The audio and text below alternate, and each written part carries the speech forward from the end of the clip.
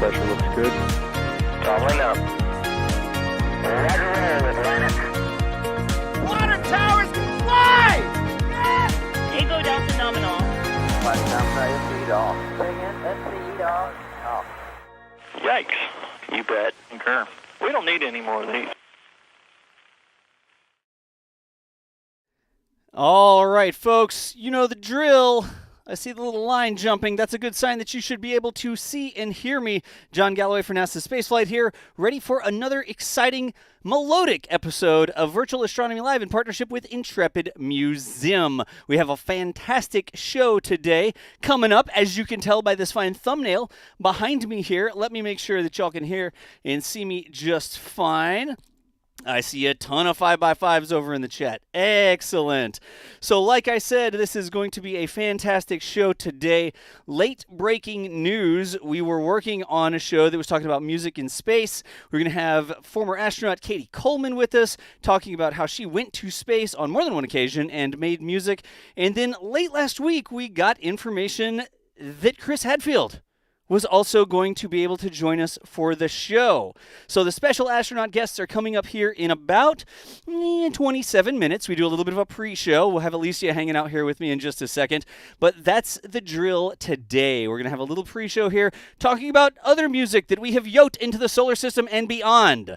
Of course, we got some golden records to talk about with that. And then in about 30 minutes, we will have the astronauts on. We only have Chris for a limited time. He's got about 30 minutes with us, so we'll talk with him and Cady. And then we'll talk with Cady for another hour after that about their band, about making music, about all the different things, the ways that you can increase the experience. I don't even know if that's the way to say it. But let's get going with the pre-show. And welcome to the shindig, Miss Alicia Siegel. Alicia, how you doing? Hey, I am doing so great. I am so excited. This is going to be such an amazing show, you guys. We are going to be hearing from Chris Hadfield and Cady Coleman. And who better to talk about this subject, right? Aside from just being amazing people, I mean, they're musicians in space, right? They've collaborated with the Chieftains and Jethro Tull and the Bare Naked Ladies. And Chris Hadfield made the first music video in space, right? Yep. His amazing cover of David Bowie's Space Oddity. Yep. Please ask him about that later, Das. It's going to be amazing. We will. We're not going to have enough time to ask all the amazing questions, but we will savor every moment we get with Chris and Cady here. Y'all, if you don't know who Alicia is, she is the producer of public programs with Intrepid Museum and now, erstwhile, oftentimes, commentator on some NSF stuff. You made your appearance on NSF just a couple streams ago, didn't you? I did indeed, yes. Completely foggy Vandenberg, I know, as expected, but yeah. You heard a rocket launch on that one, huh? I did. Oh, I heard a rocket launch, yeah. All right, so let's get going here with the pre-show. Like I was saying, we have had music that we've made here on the ground, and we've sent out into the universe, and we've had music that we've made in space and sent back down to the ground. We're going to talk about them in that order, but tell us about the golden record. Yeah, well, so yeah, and everything else. Music and art, have really gone hand in hand with humans going out and exploring new things in general. And at its core, I think it really has to do with, the comfort and the familiarity that music brings to us. You can think back a few years ago to when NASA programmed Curiosity to sing happy birthday to itself all the way out on Mars. How sweet, right? It's just part of who we are. Was that sweet or was that like, I mean, it was sad, but sweet still, I think. That's cool, right? But, we actually talk about this sometimes at the Intrepid regarding life at sea, too. So, of course, way back then you had, sea shanties, when people were out exploring. But now even, during wartime, those young guys in the Navy, they're out at sea 6 to 9 months at a time. And music would really just keep them sane. They had USO shows that would come to perform. And they had a radio station actually on board the Intrepid during the Vietnam War. Yep. And they would also form bands with one another. The Intrepid even had its own band. Yeah, there you go. Yeah, there you go. The radio show and your band. Exactly. And so it's a great way for them to bond together. And as Cady and Chris, I'm sure, are going to talk about too, astronauts do the exact same thing. They play music together in space, and they also form their own bands here on Earth as well. So you're going to hear about an upcoming concert they're actually going to be playing out in Texas in August. Yeah. So yeah, music's a great way to tell stories, especially about space. You could look back to the early days of the space race. You had songs like Beep Beep by Louis Prima. That was a play on the Sputnik craze at the time. Of course, the beep being heard around the world. Of course, again, David Bowie's Space Oddity, Ground Control to Major Tom. I'm sure everyone knows that song. Yep. Huge hit, very much inspired by the space race. Also actually perfectly timed because it was released just days before the Apollo 11 launch. And actually, one of my favorites is a response song to that. It's called Major Tom Coming Home by Peter Schilling. Okay. Oh, guys, it's so good. It actually used the Major Tom character and tells that same story, but from his perspective. And that one is a real 80s synth earworm. So definitely check that one out if you have not heard it already. It's called Major Tom Coming Home by Peter Schilling. So yeah, there's a lot of music inspired by space out there. But really, yes, the ultimate music album in space is, of course, I think, the golden record on board the Voyager probes. And I've got my earrings on for it, ready to go today. You do. I got my gold record earrings on.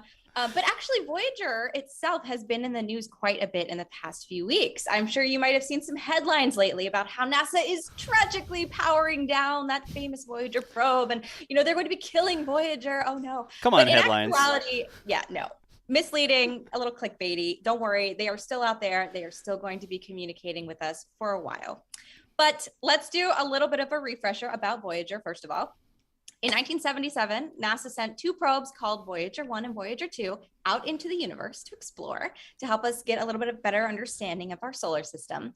But in particular, as you can see here, the timing of these launches was very specific because they lined up with this once-in-a-lifetime alignment of Jupiter, Saturn, Uranus, and Neptune that occurs only every 176 years.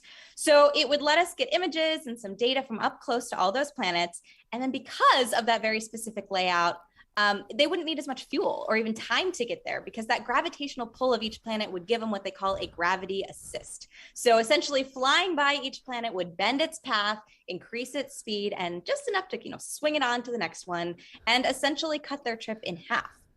Now, keep in mind, though, that the primary targets here were just Jupiter and Saturn. So the Voyagers were built to only last about 5 years, which would be just long enough to make it past there. So 1977, we launch them on their way. We learn more about things like Jupiter's red spot. We saw its moon Europa and its cool icy crust over liquid water. We saw active volcanoes on Io. It goes on to Saturn. We learn about its rings. We learn about its moons and the atmosphere around its moon Titan. Really interesting things for us to keep our eyes on. So the years are going by and we're checking off all of these boxes of what they want to accomplish, and the spacecraft keep going. They're still alive. So they think, okay, let's keep going too. So they tacked on Uranus and Neptune for Voyager 2. We got to see more moons. We got to see Uranus's ring and Neptune's storm, the great dark spot. So we get past all the planets. After all those flybys, they're still alive. And the scientists know, all right, well, at this point, we're not really going to be flying close to anything enough to take pictures. So they decide to turn off the cameras to save some power. But just before doing that, one last hurrah.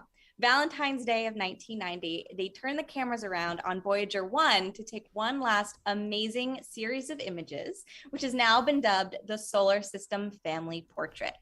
So this is a mosaic. Perfect timing. There you go. This is actually the only series of images that have Venus, Earth, Jupiter, Saturn, Uranus, and Neptune all arrayed around the sun just like that.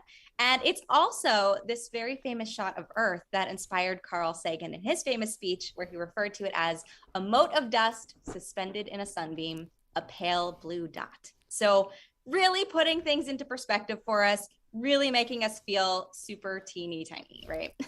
I mean, they called us a mote of dust. Forward, like a mote of dust. There's like pretty teeny tiny there.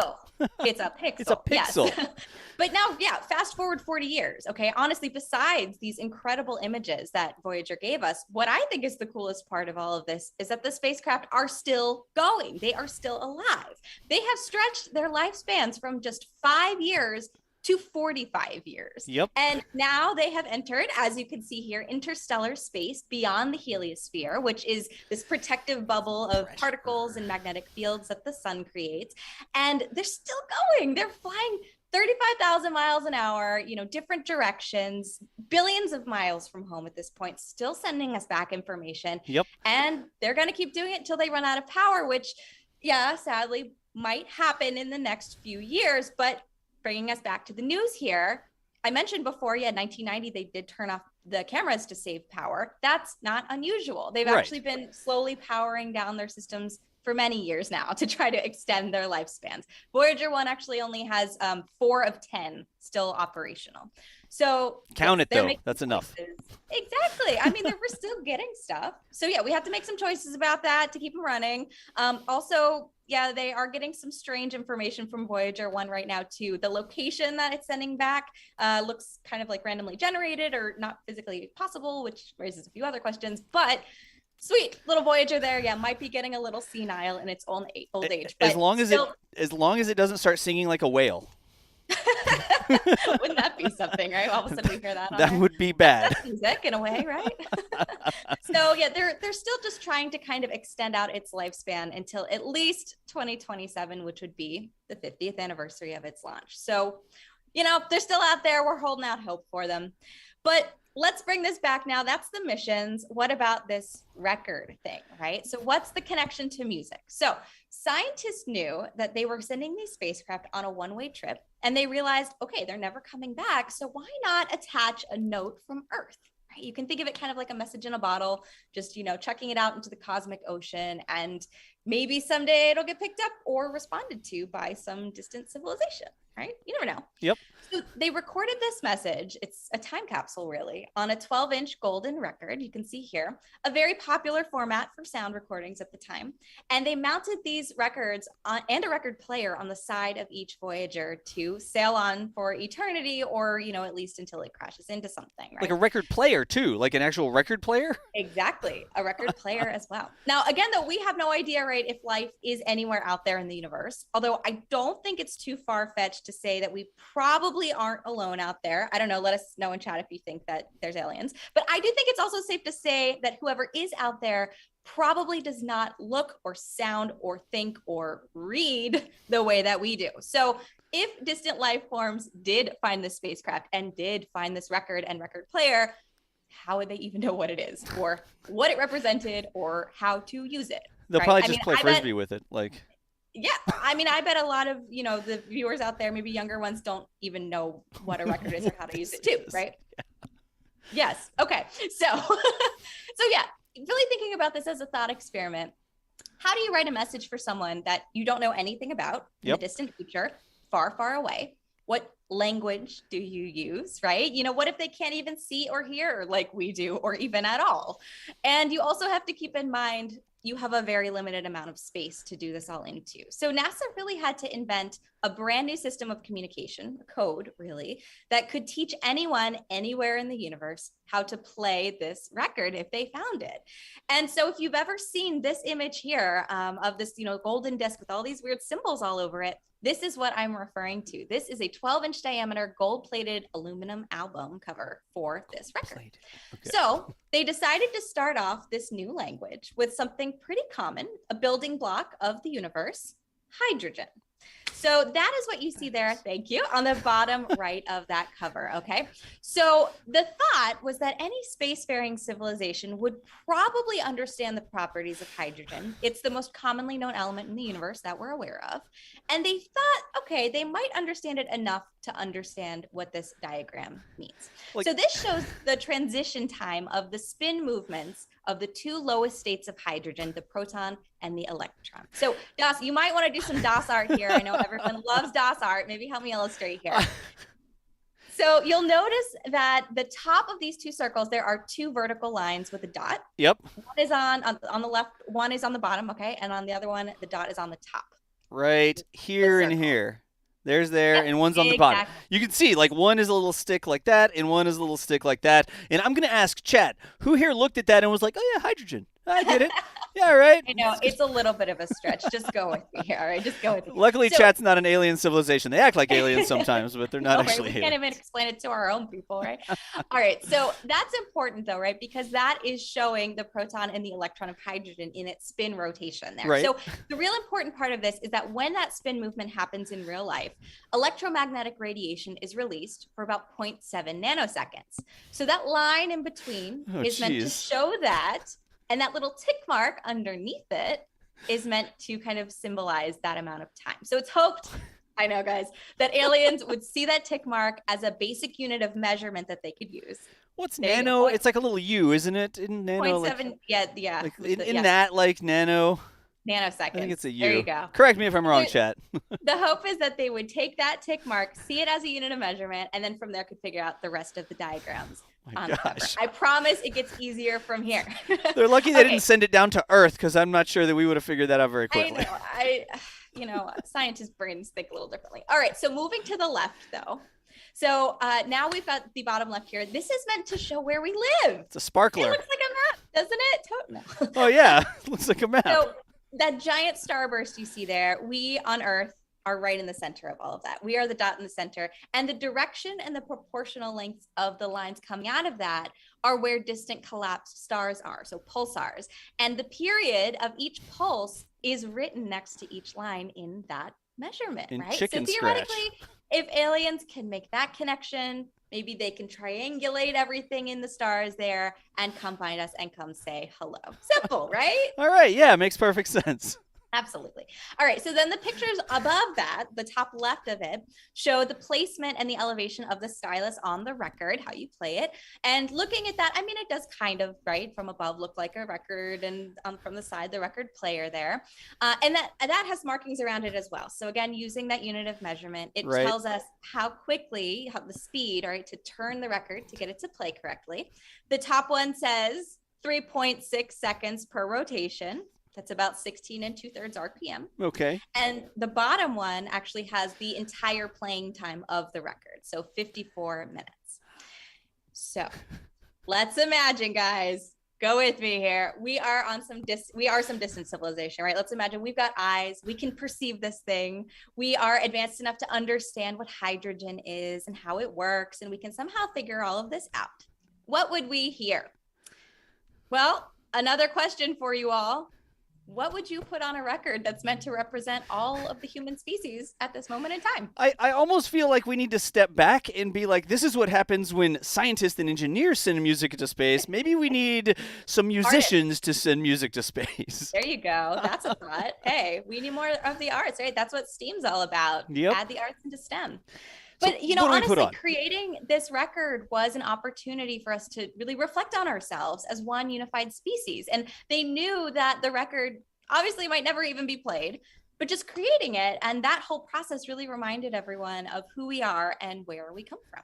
And what's actually really bonkers to think about is that someday, billions of years from now, that record might be the only remaining evidence of humanity. Ah. Hey, I have to real quick, Alicia, I have to go back to here because it's not a little U. Thank you, chat. Nano is just an N. It's not a little U. It's an N. Okay. Of course, like 18,000 people correct me. I'm like, oh my gosh, who let this guy on the show? I let me on the show, actually. So moving right along. Sorry. Making the Amazing. record. Thank you for correcting us. All right. So, of course, yeah. Okay. On this thing, thinking about this, what is the first thing we want to say? Of course, what you see in all the movies. The first message we wanted to send, we come in peace. Yep. It is the voice of the UN Secretary General at the time, and he sends greetings. He says, we step out of our solar system and into the universe seeking peace and friendship. But of course, don't forget, English is not the only language that's spoken here on Earth. So That's they true. also included a variety of other greetings in 55 different other languages. They started off with Akkadian, which was spoken actually in Mesopotamia about 6,000 years ago, Okay. and ended with Wu, which is a modern Chinese dialect. So all these greetings, they wanted to include because they really wanted to represent one Earth community, but with many unique different parts, Right. just like how the world is today. Now, there is an interesting side story actually about this part. Carl Sagan was behind this part of the record. And he later said that they only had about a year to put all of this together. And most of the speakers as a result then came from Cornell University in upstate New York, where he was based, and also the communities nearby. But what I love is that apparently the speakers weren't given any instructions on what to say, other than that it had to be a greeting to possible extraterrestrials. and it had to be brief. Ah. That is it. So what would you say? Somebody just like right? gets, like that email shows up in your inbox and it's like, hey, could you record something real quick? That's like a message to aliens, but you got like 8 seconds in your native language, please, or in a specific language, I guess. I mean, right? Like, what would you even? What do you even say? So a lot of people, of course, had variations on hello. Yep. We wish you peace, or we hope to meet you someday. But there is actually one that I think is pretty funny. It is, how are you? Have you eaten yet? Come visit us if you have time. As though they're like, hey, come on over for dinner tonight. Like, no problem. That seems unclear. Like, I know. Are you hungry? We're over here. Like, wait a second. That might send the wrong message. It's the dinner bell. That's really what it is. It's coming in. I don't know. Please, they should have said, please don't eat us, but we're happy to share our bountiful planet or whatever. Yeah, I don't know. So that's the greetings. There is more though, of course. Yep. So the sounds of Earth too are more than just people talking, and they realize that other people, other creatures, whoever out there, actually probably have no idea what something like oceans or birds or thunder or even heartbeats sound like, right? Right. And we take all of those sounds for granted here. So they added a bunch of recordings of other random sounds of nature on there too. And then, of course, guess the topic for tonight, music. Music. So, Doss, I have a very important question for you. Uh-oh. You didn't ask me this in advance. You're just like... All right, here's the question. What do you think is the most popular genre of music in space? I want to guess classical, but since that's what I want to guess, I bet you it's wrong. Because that's just always how it works out with me. Wait, what? Neptune.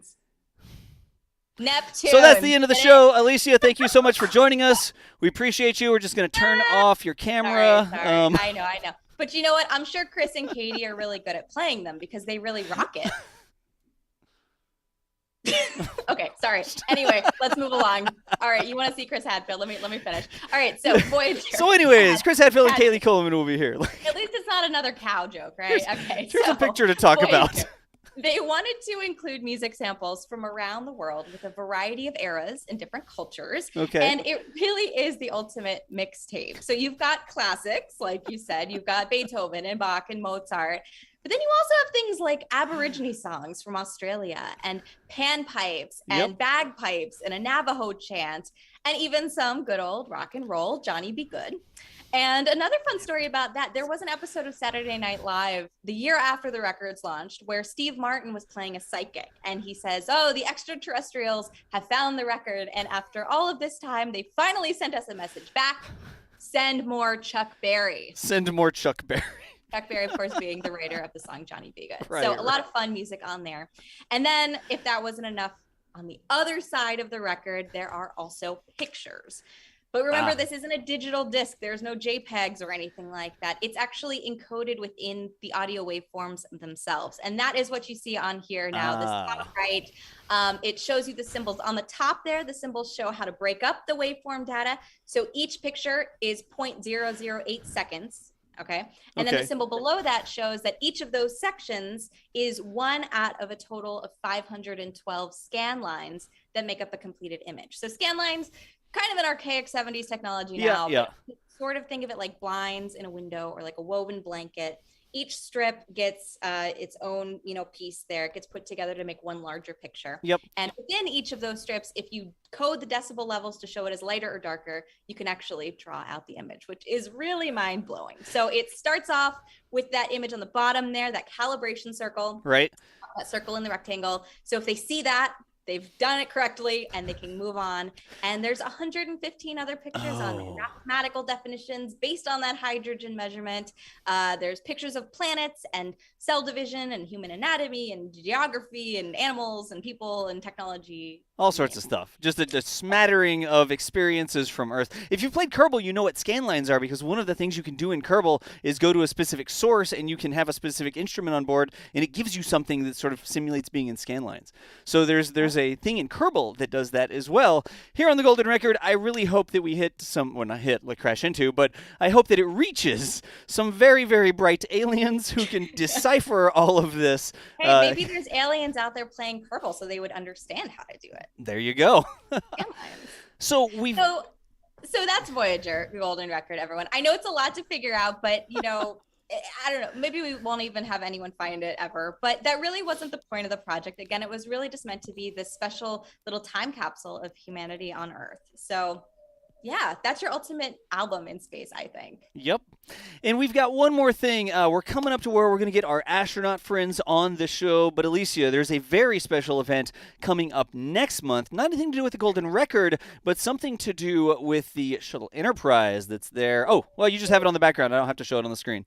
That's coming up. Pull up that graphic anyway. It's got information on it. There you go.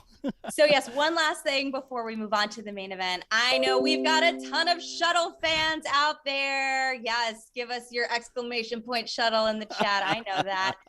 Yeah, I know we've got Shuttle fans. So just want to quickly plug that in 2 weeks, about 2.5 weeks, July 14th, we have a very special behind the scenes experience with the Space Shuttle Enterprise coming up. We are going to have former astronaut Mike Massimino and our curator of aviation, Eric Boehm. They are going to actually take you inside of the Space Shuttle Enterprise over Zoom. I'll actually be there hosting it as well. You'll get to see me again. Nice. So it's not even behind the scenes. It's like inside the scenes. Like they're going to go inside.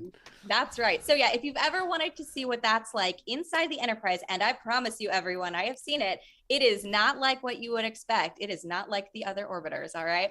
So if you ever want to see what that's like, now is your chance. You can find out more information about this program at our website, intrepidmuseum.org. Right. And I hope to see you all there. All righty. Excellent. Well, y'all, I think what we're going to need to do is hop over and see if we can get our astronaut friends on. Alicia, thank you so much for all the interesting information about the Golden Record and the music that we've sent out. We're going to continue talking about music here, but give a big round of applause for Lisa Siegel,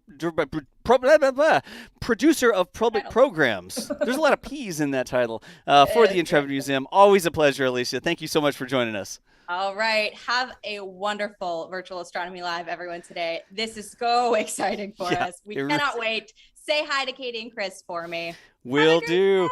All right. Thank you so much, Alicia. And here's the plan, y'all. I am going to roll a little bit of information about Intrepid's STEM outreach and the cool things that they do there at the museum while I get the astronauts on the Zoom call with me. So in just a couple minutes here, we'll have Chris Hadfield, Cady Coleman, and our moderator, Summer Ash. We'll be talking with them for a little bit coming up about the music they've made in space. So don't go anywhere. Check out the video if you need a drink or something like that. Maybe reach up, stretch your legs. But when we come back in just a minute, we will have our astronauts talking about making music in space. Now's the part where I have to click on the right thing and go like this, and we'll see y'all in just a minute.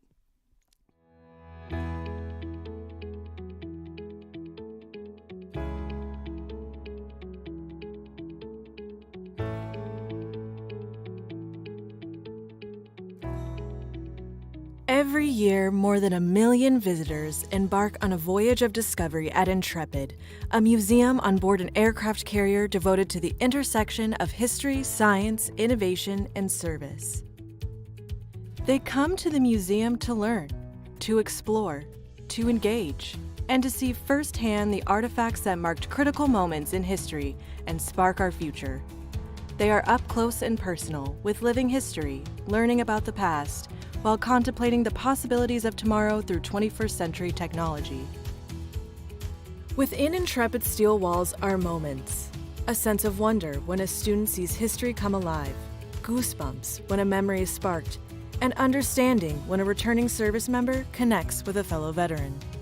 But Intrepid's reach extends far beyond this great carrier's steel walls and decks. Every day, it is making a difference in the lives of so many, in our immediate neighborhood and all around the world.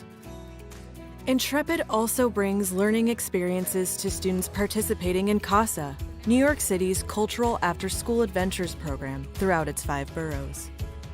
Designed to support the diverse needs of learners in New York City public schools, Intrepid's CASA programs integrate history, science, technology, engineering, arts, and math into out-of-school time experiences to help build in-school success. Our vet video chats reconnect veterans with the legacy of service.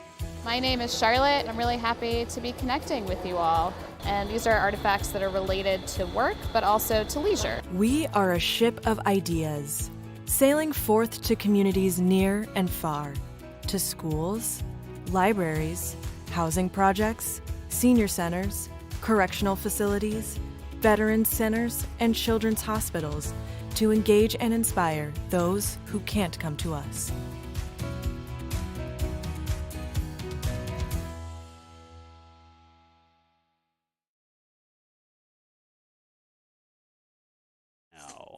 All right, folks, here we go. We've got our astronaut friends on with us. We've also got Summer Ash, and we're ready for the main event here. We're going to be talking about making music in space, like I mentioned. Thank you so much for joining us, Cady Coleman and Chris Hadfield. It's a pleasure to have you today. Happy to be here. Well, a real joy. Thanks. Let's make some music. All right. And of course, you've seen Summer on the show before. Summer Ash will be our moderator, taking some questions. If you've got questions for us, tag us in chat. We'll see if we can get some of those in, but we do have limited time, so I will be very choosy when it comes to questions. But Summer, Cady, Chris, I will let y'all take it away. All right. Thanks, Doss. Cady and Chris, thanks so much for joining me today. I'm so excited to talk to you both, and I don't want to waste any time, so I want to just dive right in. Because you are both retired veteran astronauts, and you have both done music in space. And I just want to ask really quickly, did either of you grow up in a musical household? Cady first. If I have to think about it, probably no. No, I only have images of my dad actually mumbling during the church service, singing along, sometimes being the only one still singing when it stopped, right? I did actually. My mom was a classically trained pianist. We had one of those upright pianos in our house, and music was sort of the cornerstone of all events, birthdays, holidays, things like that. And my mom was a good singer and a natural harmony singer. And all of the kids learned to play some sort of instrument. And when we get together now as adults, we hardly even talk to each other. We all just sort of grab start playing and play and sing. So yeah, definitely music was a big and vital part of my growing up. I love that. Cady, how long have you been playing the flute for? Did you start before school age? Since sixth grade. Somebody, I think going into sixth grade, they said, does anybody want to play an instrument? And I just remember thinking, I do. And I played the flute. And so both of you have brought instruments up onto the space station. Chris, was that your guitar, or was there a guitar based on the station? The guitar that is on the space station right now is the one that I played when I was there, and it's actually been there since the summer of 2001. So for 21 years, and it was put there by the NASA psychiatrists and the NASA psychologists because they recognize that music is necessary just for mental health, as part of human psychology, and so yeah, it's been there forever. It's a little Canadian guitar. But I picture Summer, once the psychiatrists and psychologists decided that, then a little group of NASA people all drove down to Webster, Texas, to the guitar store. I forget what it was called, guitar shop. And you can imagine 6 NASA people walking in and saying, "We want a guitar." And, some long-haired guitar instructor guy is looking at this group going, "Yeah, okay, got some real hot ones here." But they wanted a smaller bodied guitar so that it could fit inside the locker of a space shuttle, if possible. And they bought a parlor guitar made in Vancouver, a Canadian guitar, just by chance. I'm Canadian, a Canadian guitar, but it's by the company called Larry Vay. And they bought one to go and bond on the Earth so that we had the same thing on Earth. So, we could practice and fit. And then the other one has been in space, and it goes around the world 16 times a day. And it has been for 21 years. So I don't know how many world tours that guitar's done. Right. That's the most traveled guitar. Well, but to sort of continue with that story, you'd think they would have learned their lesson, because there's a lot of people who've played that guitar and, played along with that guitar up in space.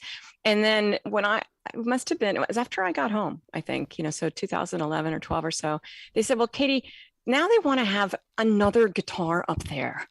Like, do they need another guitar? I mean, don't they already have one? And I'm like, music is a together thing. And who knows? I mean, in 6 months, you can teach yourself the guitar and learn on the internet by this time, right? Right. And didn't they have to also do something slightly special to the guitar because they want to make sure it's as least likely to burst into flames as possible? It's actually, it's a great place to be a guitar, because the air pressure never changes, and the humidity never changes, and the temperature never changes. So the guitar stays in tune. They did, though, have to check to make sure that, when you buy like a new pair of running shoes and you open the box, there's that distinctive, new running shoe smell or new car smell or whatever. You don't want those smells on a spaceship, because the only place for those smells to go is sort of to get filtered by your lungs. So we want to off-gas stuff. You want to get all that smell out of stuff before you launch it. And so they had to check that the guitar wouldn't, have a bunch of stink to it. Also, that it didn't create any sort of electrical field, because you don't want to have something that's generating electromagnetic interference for all the other stuff that's going up there. But a simple 6-string acoustic guitar, it eventually met all of NASA's requirements, and it's been up there ever since.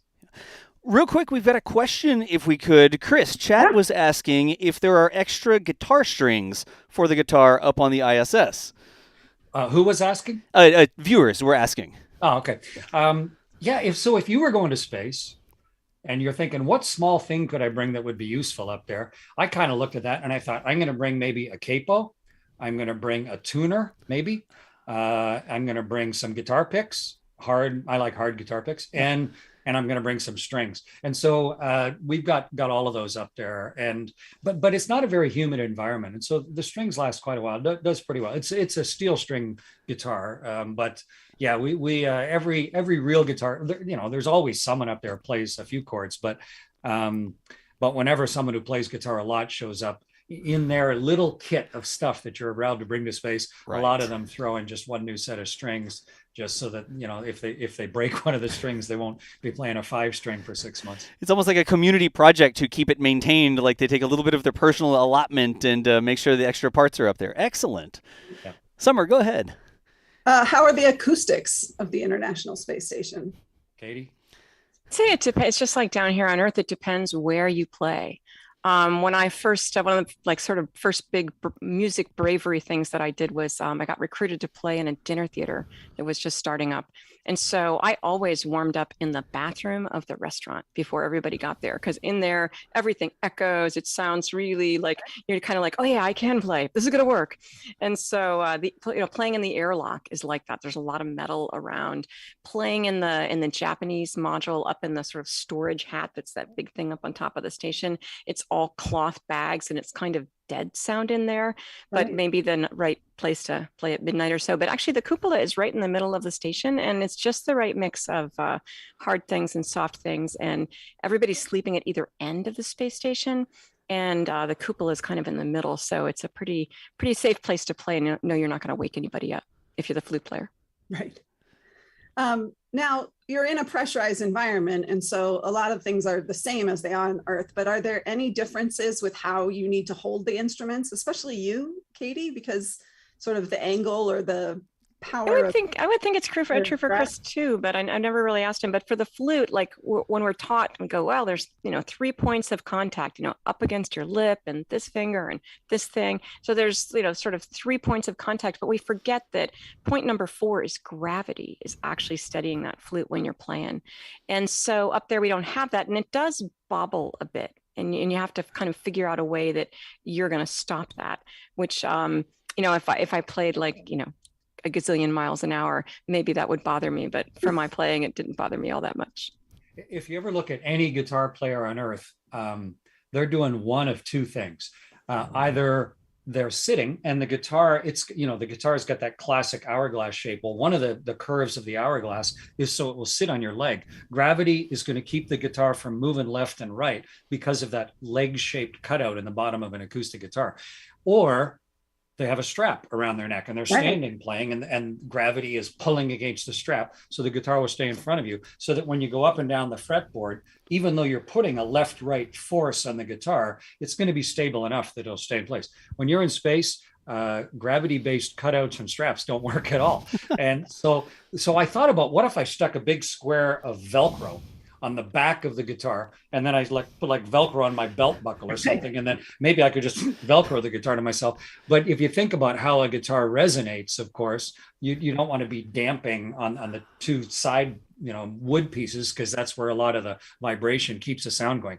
So instead, what I did, if you watch carefully during the videos that I did playing guitar up there, I've got it pinched under my right bicep, because just on the edge frame of the guitar up there, I could hold it in place. And that way I could sort of keep it free of my body. Because otherwise, every time you do anything, the guitar just, and I found the other is you have muscle memory of the weight of your arm.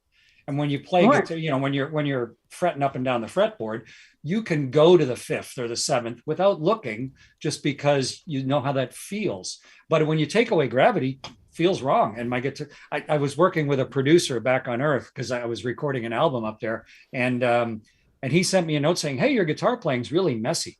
I was like, "You come up here and play." Of course it's messy. I'm having trouble. I got to relearn how to play because the guitar is all over the place. So yeah, it's different. But what I tell people is, if you want to know what it's like to play guitar in a spaceship, go up against a wall, stand on your head, stay on your head for like 3 hours with the guitar lying, and then while you're upside down, pick up the guitar and play.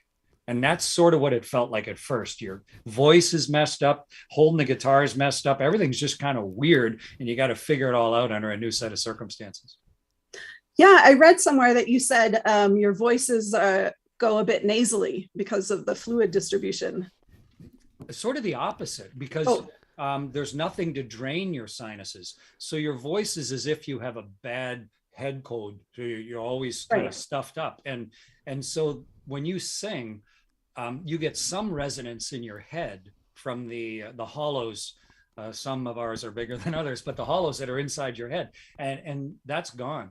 And also you don't have gravity pushing down on your diaphragm. It's weird to sing standing on your head. Just try it. And so it's like that. And so I found it was harder to get a full breath, and I didn't get that same feeling of resonance that I do. I hardly ever sing on standing on my head on Earth. And so it was good. Fortunately, a lot of people have seen, I did a cover of Space Oddity by Bowie. That's got a lot of high notes, and it was easier to hit the high notes. I'm glad it wasn't, House of the Rising Sun or something that I tried to cover. Well, that is my favorite. What if I'm right, Chris? It's true. Good song. Cady, with your flute, I read that Ellen Ochoa played hers and said that she had to hold herself in place, that if she was really untethered and played, even just her blowing would kind of move her a bit. I guess that's true. I actually just liked to play that way up in the cupola. And in fact, as beautiful as the view is, sometimes it was nice just to shut my eyes and just, you're sort of bunking off gently, sort of ebbing around, and you're not in any danger of going anywhere. It's just this really, I don't know, it was just this way to be very present in space for me. And so, blowing your flute really does actually move you to some small extent. And so that probably did add to it. Ironically, I think we have a lot more women astronauts now, but in fact, I know we do, and I'm glad for that. But there was a time then basically if you and another woman astronaut had the same hair color, then you were by definition hard to keep straight. Okay. And then if you both play the flute. So Ellen Ochoa and I would frequently be mixed up, just in kind of media kinds of things. I think Ellen was honored in Irish American Magazine at one point. I received numerous Hispanic honors. But the sort of icing on the cake is that when each of us retired separately, our small town papers each published a picture of the other one above the fold in the paper. I'm getting so the side by side here. These here. Things back and forth constantly. Wow. Speaking of hair, though, I know, Das, there's a video, I think it's the one that you do with Ian Anderson, but any of the ones where you're playing, I mean, you kind of look like you have rock star hair being in space. It's definitely a good place for hair. In fact, I think it was an especially hardship for Chris because I have this like automatic card that says she is somewhere else and something is different. Something is like, kind of strange. And so that was actually pretty fun to have big hair. Down here, it's always kind of in your face and you're getting it out of your ears, but up there, it follows you everywhere. It's never in your way. It might be in other people's way. But I love this duet with Ian Anderson. It was really a very special event. We played this for the very first time on the 50th anniversary of human spaceflight. That was the anniversary of Yuri Gagarin's launch. And I was in space and Ian Anderson was in Perm, P-E-R-M, Perm, Russia. And so on this day that, where one human left the Earth, we played this duet between Earth and space. That's amazing. Chris, you played a duet, Earth and Space too, didn't you? Or a piece together? I did a bunch. I flew in space 3 times, of course. And but I'm like Cady, one of my flights was a long duration flight and mine was just a little under 6 months. And during that time, I did an educational thing with schools. There's a Canadian band called the Bare Naked Ladies, and I co-wrote a song with them. And I did a duet with actually at the time 700,000 kids simultaneously. Everybody knew the song. I was like leader of the band from space, and schools and educational systems right across Canada and around the world. There's a song called Is Somebody Singing, which if you notice the letters of that are ISS, International Space Station. But that was a really fun duet. And then I did a duet with our band where, because Cady and I have been in several bands together, but we're in a band, actually we have a concert coming up in Galveston in August. But we did a duet with me from space, leading from space, one of the songs that I'd written while I was up there. And that's so much fun. There's a time lag, and you may have been going there in the questions, because you can't, just because, speed of light and the distances are so high and your signal's got to go to a bunch of places. So by the time I play a chord, if I just listen through my own chord, it goes all over the place and back and down to Earth. And then it would be like, 2 or 3 seconds later before I would hear myself. So you can't listen to yourself play through the full loop. Right. And therefore you can't listen to people on Earth join in with you just because of the time lag.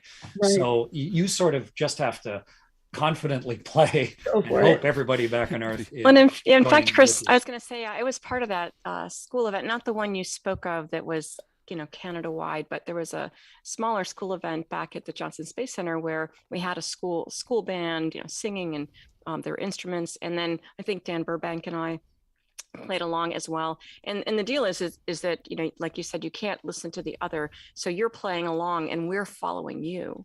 And so everything is on time down here. And in fact, I got to do that for one of my, we have a weekly sort of medical checkup with the docs, and they often try to put something in there that's fun for us. And I got to play with Chris and Mickey and Dan and Steve Robinson. They couldn't really hear anything that I played, but it really meant a lot to me to play together. It really just felt like we were together. Yeah. I think that song we were talking about is that Moondance? That was one of the duets. That was with, we did that with the Chieftains, didn't we? Or who did we do Moondance with? We did Moondance with the Chieftains. There's no video of that, Das, with the Houston Symphony, which was really just tremendous. But then Daughter, the one that starts with Daughter. Daughter of My Sins. It's a song I wrote up there and recorded. And yeah, we did that with a conference. At the entertainment gathering. And right. I'm always interested in how media meaning just, the ability to project images and sound in a way that it reaches people. And, this shows you, we're not going to hear the audio, but it shows you Chris taking us through the space station, and going through the space station just like we would. And that's Mickey Pettit on the left, singing on stage in California. And this is a video, so it's pre-recorded of this particular one was pre-recorded, but it doesn't have to be. And it's a compilation of him. What are you doing here, Chris? Putting stuff in the freezer? Yeah, with a dry ice kind of freezer, yeah. And so, so if you picture the whole stage, we're actually singing on stage, and actually, this is an event that brings a lot of different musicians there, and so there's a whole bunch of really talented people playing along with Chris, and it really brings space to Earth. And hopefully, it was nice for you up there when we were doing it too, Chris. Yeah, music is so important. It's hard to go through a day ever without music, right? Even if you're just playing it in your own head, and it's gone with us on every exploration ship we've ever been on. The early ships, they invented a whole type of music on board ships, hornpipes and sea shanties and things, right? Because music is so important, and that isn't going to stop just because we're leaving the Earth. And music often, when it gets to a new place, it starts to evolve. Mm-hmm. That's how we created bluegrass and jazz, because of the confluence of people in a new location. And so I'm really curious as to how music will evolve once we start living for long periods on the moon. There's going to be music there, and it'll be a real different type of moon dance, I guess. We're going to have a whole different evolution of it, and so it's really fun at this point to have been in on the early stages. I've got a question from chat real quick, if I could, from the viewers, if I could. Did either of you practice playing your instrument on a zero-G flight before you went to space, or in between times of going to space, to try and do some troubleshooting?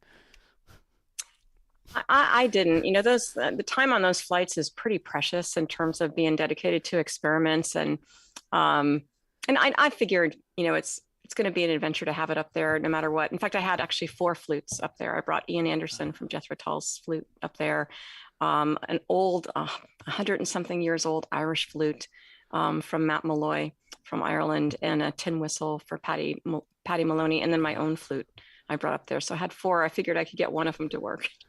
I was sort of the opposite. I was like, I want to record and write and record while I'm up there, but that's which flute? Oh, that's your tin flute, right? Or tin whistle. There's the tin whistle. That's Patty Maloney's tin whistle. It's he passed this past winter, and he's just this icon of bringing people together all around the world. Not about sort of Irish music, but just that people together will make music together forever. An immensely talented leprechaun of a man. It was so great to be able to play with him from space and on Earth. But I had the opposite problem. I wanted to record. I had no idea exactly what equipment I was going to have up there. And so I brought a few adapters as part of my personal kit.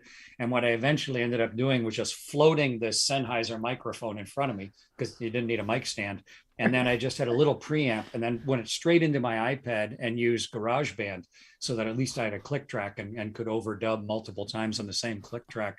But I didn't need to track this in a zero-G airplane. I just tried a bunch and I thought, okay, there's enough raw material here that I think I'll figure out some way to be able to record up there. And fortunately, the quality ended up okay. Can we go back to the mention of you guys being in a band together, which I believe is also with other astronauts and other astronaut family members? Can you tell us about that? Yeah, Cady and I have been, by definition, in astronaut bands ever since we met. And but this one, it started in a basement in Star City. When I was there with one of the other astronauts, his wife is a singer, terrific singer. He's Don Pettit, and his wife is Mickey Pettit. And Mickey and I would sit in the basement over in Star City and play songs. And then whenever someone who was over there coming over for training, if they were a musician, they'd join in. And we thought, when we get back to Houston, we should try and, play more together, maybe play out in public or something. And so we formed a band then, and there was this funny little bar called the Cafe Blonde. And so it was Cady and myself and Mickey, and then since then Steve Robinson joined, and he's an iconic astronaut and a terrific strings player. Plays everything from steel guitar to stand-up bass to banjo, and then there's a guy who has just a beautiful harmony voice and a good guitar player named Dan Burbank. And so that's the band. It's 4. I don't even know how many days in space we have together, because everybody has done long duration, I think. Anyway, lots of days, lots of spacewalks. But we've been playing together as a band for almost 20 years now, and we've played all over North America. And we're having the chance to play at the big Grand Opera House down in Galveston in early August. I don't know what it is, 6th, 12th, something like that. But but that's going to be a lot of fun. With COVID, we haven't played in public in a couple of years, and this is a big chance to get together with astronauts on the band, space imagery behind us. We'll tell some stories and play a bunch of music I think that people will love. And it is on August 6th. But what I think is special, we've been playing kind of somewhere. The pandemic did some interrupting, but we've been playing somewhere, a couple times a year. And just someplace, one of our hometowns. But to play in Galveston, which is right next door to Houston, means that we're just basically right next door to the Johnson Space Center. And I think that the music that not just our band, but the other astronaut bands and other NASA bands play, when somebody like that is playing in one of the clubs around, people come. I think they come to hear the bands, but they also come to be with each other. It's this way of bringing the space community together. And to be playing in such a large venue where I think that it's going to be amazing who comes, all these different folks that are involved in space. And I just want to say that I think that the bar scene after our show, there are going to be some pretty interesting conversations going on all over Galveston. I can give the viewers some information on that, y'all. I'm going to put a link in chat, and if you'd like to get more information, this is the right link here, right? The Grand 1894 Opera House. And the link that I am putting in chat, if you're within striking distance of Houston, maybe that's something that you could look into, right? Yeah, it's a beautiful hall. It's sort of classic old 1890 whatever ornate beautiful acoustics, so that'll be a lot of fun. And when I look back, Cady and I were both astronauts for over 20 years serving, but when I look back to some of my greatest memories, it was those nights with some other astronauts, but not flying spaceships, but together looking around inside the music as we're playing in some local club or bar or something, and creating something together. This alternative activity to the hard work of and training and being away from home. And it's one of my most treasured memories of living and working in Houston for a couple of decades. And so this will be a chance to rekindle some of that too. Well, and even, we're an international space station, and there's a lot of bridge building to do, where we come from different places. And one of the places, do you remember the Hoagie Ranch? Or the Hoagie Palace, as we used to call it, the Hoagie Ranch. And it'd just be a place that people would know they could find us on a Friday night. And so this is where the Italians and the Russians and this is where, the space folks would come, and we get to know each other in a way that was a little easier than in the hallways of NASA. Yeah. I love that so many people think of NASA and astronauts as, techies, the engineering, the science, all of that. But I find that kind of anywhere where you get a bunch of people together, especially ones that are trying to solve problems, you're going to have really creative people, and they express themselves artistically.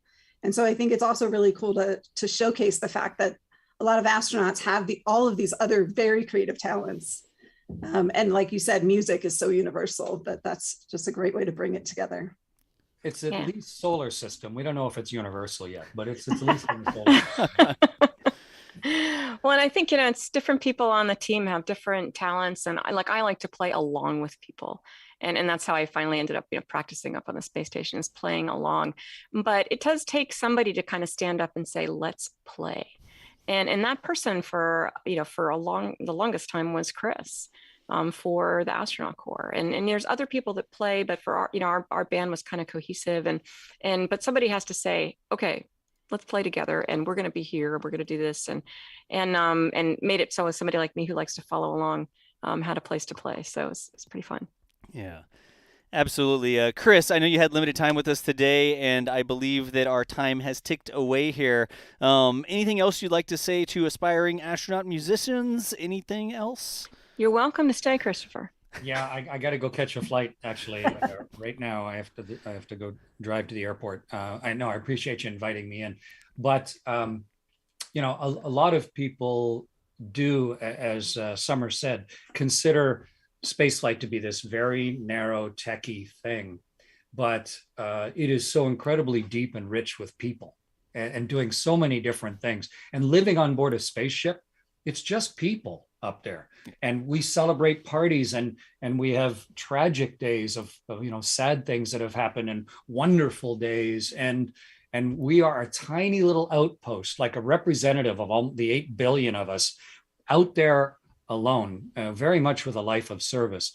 And so to have a chance up there to tell each other's stories through music, to pass it to Roman Romanenko, who played in a Russian rock and roll band, and get him to play some of his music. And then, just to get people to talk about the songs of their childhood, or when it's a holiday in one of the countries, how do you celebrate this musically? And it just provided a common language for us all. But not only that, a real heartfelt link back with who we were. And I think it really helped form the camaraderie and the personality of the crew on board the space station. So that's going on up there right now with those folks. And I think it's a needed and really fun part of exploring the rest of the universe.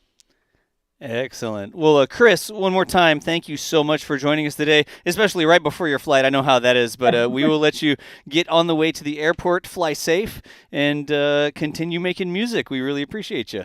All right. And Cady, we have practice starting 3 days before the Galveston gig in person. So be there. I'll see you in Houston in early August. I have started. Okay. Okay. All right. Thanks for having me in, everybody. Hey, thanks for coming, Chris. All right. All right. I'm signing out. Thank you. All right. Oh, that was fun. That was very fun. Again, y'all, we only had Chris for limited time there. He signed out just to go blank where he is. I'll get that fixed in just a second. But the show's not over. We still have more time to talk about music in space. There's been other astronauts in space. Cady, you're sticking around to continue hanging out with us here, and that is not the end of the show. So it's true. Yeah. And there was something I didn't want to tell Chris until after Chris left. So you're welcome. Well, he was talking about, and they're doing that up there right now up on that space station. Well, I don't know if it happened this time, but the last time that Shell Lindgren went to space, he brought the bagpipes. So I don't know how it is up there. Okay. It could be very loud up there. Well, it's already kind of loud, so maybe that's maybe. Okay, I'm going to get all sorts of bagpipe hating, but I do like the bagpipes, and I got to meet a lot of bagpipe players when I play with the Chieftains, and really, I mean, it's astonishing actually the way they make all that work. But still, it is pretty funny to see it on the space station. All right, Summer, I am going to need just a few seconds here to get us back in the mode, but give me just 2 seconds, and no worries. We should be ready to keep on keeping on here. Summer, I was going to ask Summer. Of course, I love the pictures in back of you. I got you. I know. Well, I mean, but actually not just because of that. I mean, what I really liked about this, those are put out by I'm pretty sure by the Smithsonian Astrophysics Society, did they? Yeah, and the Chandra, yes. And so did you put them up there just for me? I put a couple extra ones up just for you, but yes. I helped launch the Chandra on STS 93. I did not know that. That's so cool. And I've been in touch with the people. They happen to be these two really neat women that run the website there. And Chandra, for people who don't know, is this X-ray telescope. It's like the sister of the Hubble. And it looks at X-rays as opposed to like visible light that we can see. X-rays is the really high energy wavelengths that are things like when stars explode. Those are supernovas. When galaxies collide. When black holes are sucking things in, they are spewing things out. And literally everything that we know today hinges on knowledge from Chandra, which was supposed to work for 5 years. We launched it in 1999, and it was only supposed to work for 5 years. It is still taking data and working.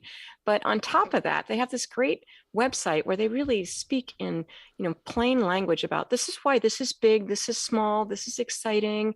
And on top of that, they're just really proactive in terms of thinking, how can we make sure that people know that the astronomy community is the community of the Earth, and it's supposed to reflect our world. And so they're really big on showing all sorts of people, especially women. And when Hidden Figures came out, they were ready. Like the day that came out, they published these pictures that Summer's got on her wall. Yeah, I absolutely love the series. I have multiple copies in different locations.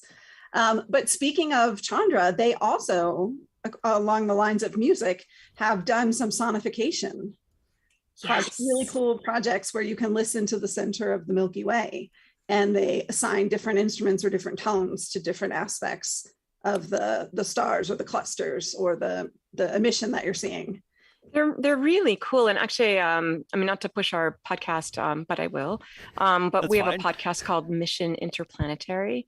I'm on the faculty at Arizona State University, and myself and a co-host, Andrew Maynard, we basically are looking at, what are the big questions as we become an interplanetary species? Because we are. And we are going these places. And part of the podcast is put together by this amazing, wonderful drama professor named Lance Garavi, who is just so creative. He casts robots in shows and things like that. And anyways, Lance and Steve Christensen, who's the sound engineer, put together the sounds of space. And every week, they'll play something, and either Andrew or I, one of us will know what it is and the other one won't, and we have to imagine. And we've actually used the Chandra sonification several times. Oh my gosh, I love that. There was one other random, very cool thing that I found when I was just watching some of your videos and some of Chris's that I didn't know even happened, that John Legend made a song where he used sounds of stars that NASA had recorded.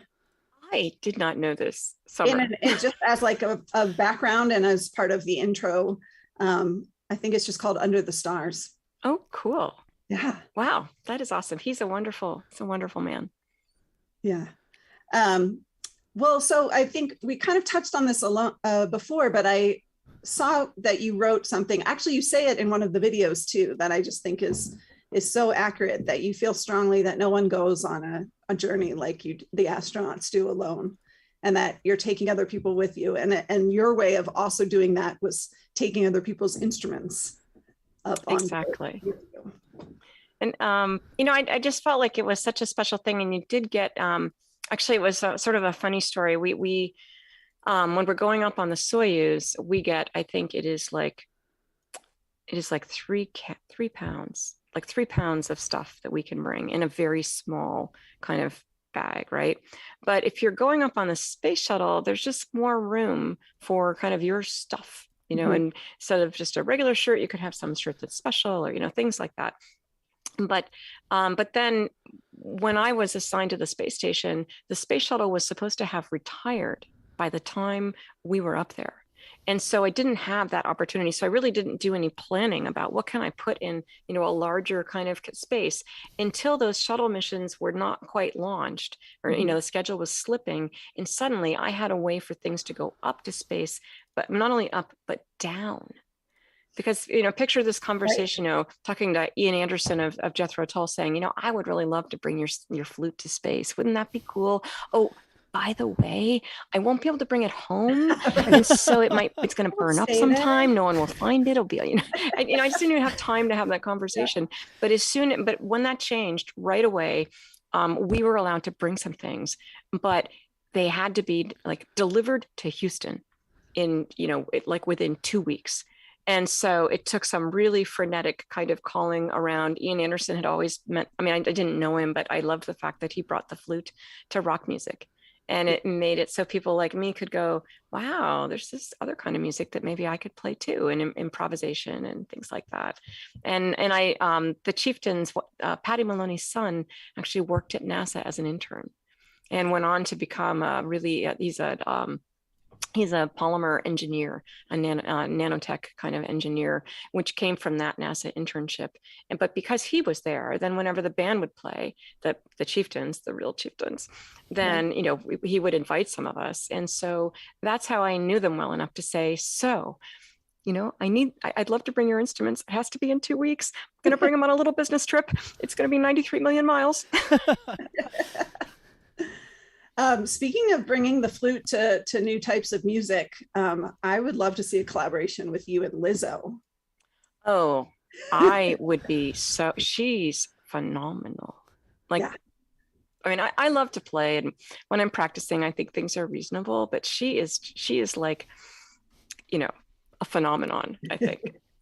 I would love, and if you have any contacts, I would love to meet her. Just follow her on TikTok right now, but I can just keep commenting. She is really, and the Irish flute one, did you see what she did? She did Irish. I did not. I missed that. It was amazing. That's incredible.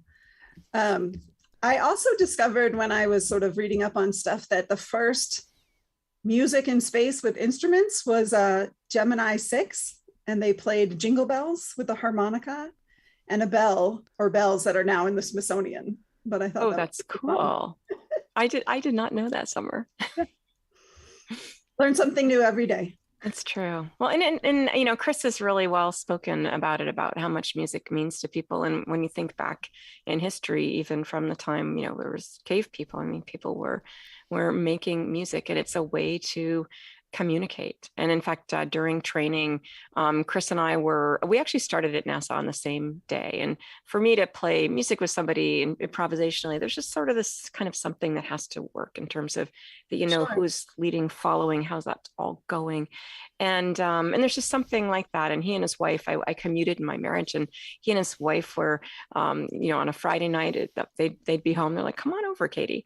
And so we'd play some music. And I just think that being able to do that means, you know, so much to everybody, to be able to just, you know, say things, so to speak. But over time, you know, I can think of some occasions. I still actually cry when I see this. Frank Culbertson was up on the space station, Expedition 3, when 9/11 happened. And he actually was friends with the pilot of one of those planes. Mm-hmm. And so he played, I believe, taps, either taps or Amazing Grace. Now I can't quite remember, but I just know that, you know, for me, it brings me back up to that space station, but it makes me think of how it felt to be him, a person who's, you know, up there with 2 other crewmates, and, you know, has something happens on the ground that you have no control over, and it's hard to be gone. And at the same time, you can never be close enough. And it's a special, I think playing that music was really helpful for him and for everyone. Yeah, I can imagine. That's really touching. Definitely. But there's, and now there's all sorts of things. You were asking Chris if the guitar had to be made specially.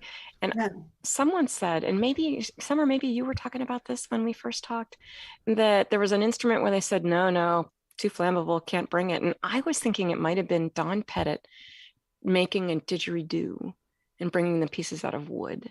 Yeah, or I was going to ask like a clarinet, maybe. I don't know if some of the pieces of the clarinet.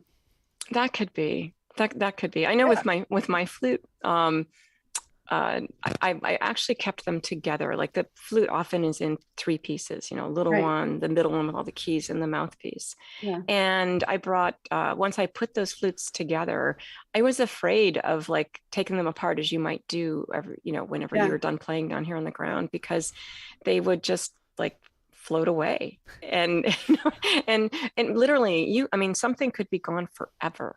I mean, the hardest thing about doing work and research up on the space station is that, if you lose the special cord that connects this and that, you're not going to work, you're not going to be able to do that. And if I lost one of the pieces of these flutes, and there's things that we really did. I found somebody's pocket knife that had been up there for 3 years, and suddenly there it was, just like floating in front of me. Right.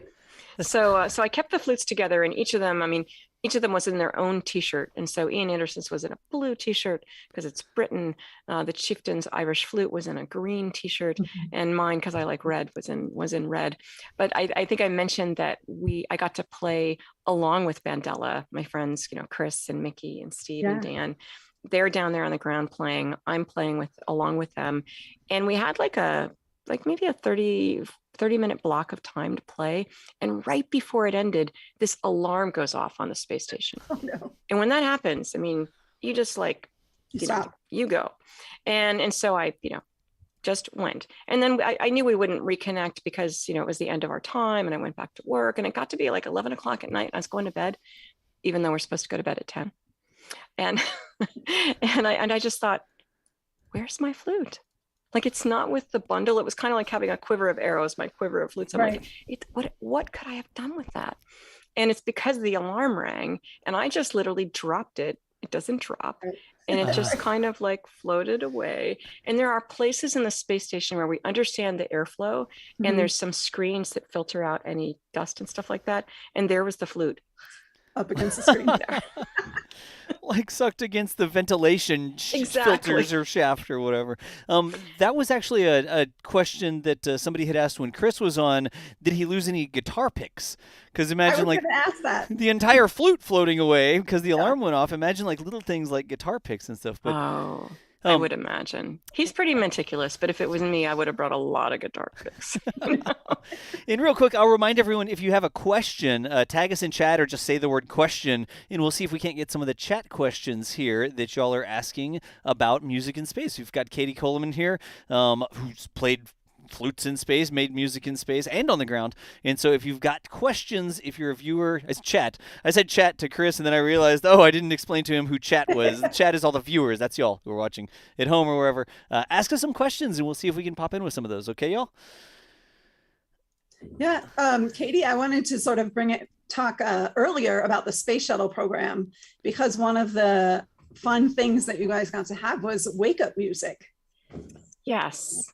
And so I didn't get a chance to talk about it when Chris was here, because I think you mentioned that he was Capcom for one of your missions. Actually, I don't know if he was for one of my missions, but he was the chief of Capcoms for a bit, and we were both Capcoms for many years, for different missions. Yeah. And one of the jobs, and Capcom is the capsule communicator, so it's the person in mission control that is speaking to the astronauts, and so they're kind of the interface between mission control and the astronauts up there. And there was a time when it was usually an astronaut that was doing that job, because they might have a little more empathy with understanding what people want to hear, or how they might need to hear it. Like, we know, okay, so we know you've probably already done this, but we just need to do it one more time. Could you power cycle for us? Since power cycle is the ultimate solution, right? And on and off again. But that's different than, we'll take a power cycle, and up in space, you're thinking, well, don't you know that we already did that? Like, why wouldn't we? And you feel unseen, unheard, and so the Capcom can be that person that kind of makes that happen.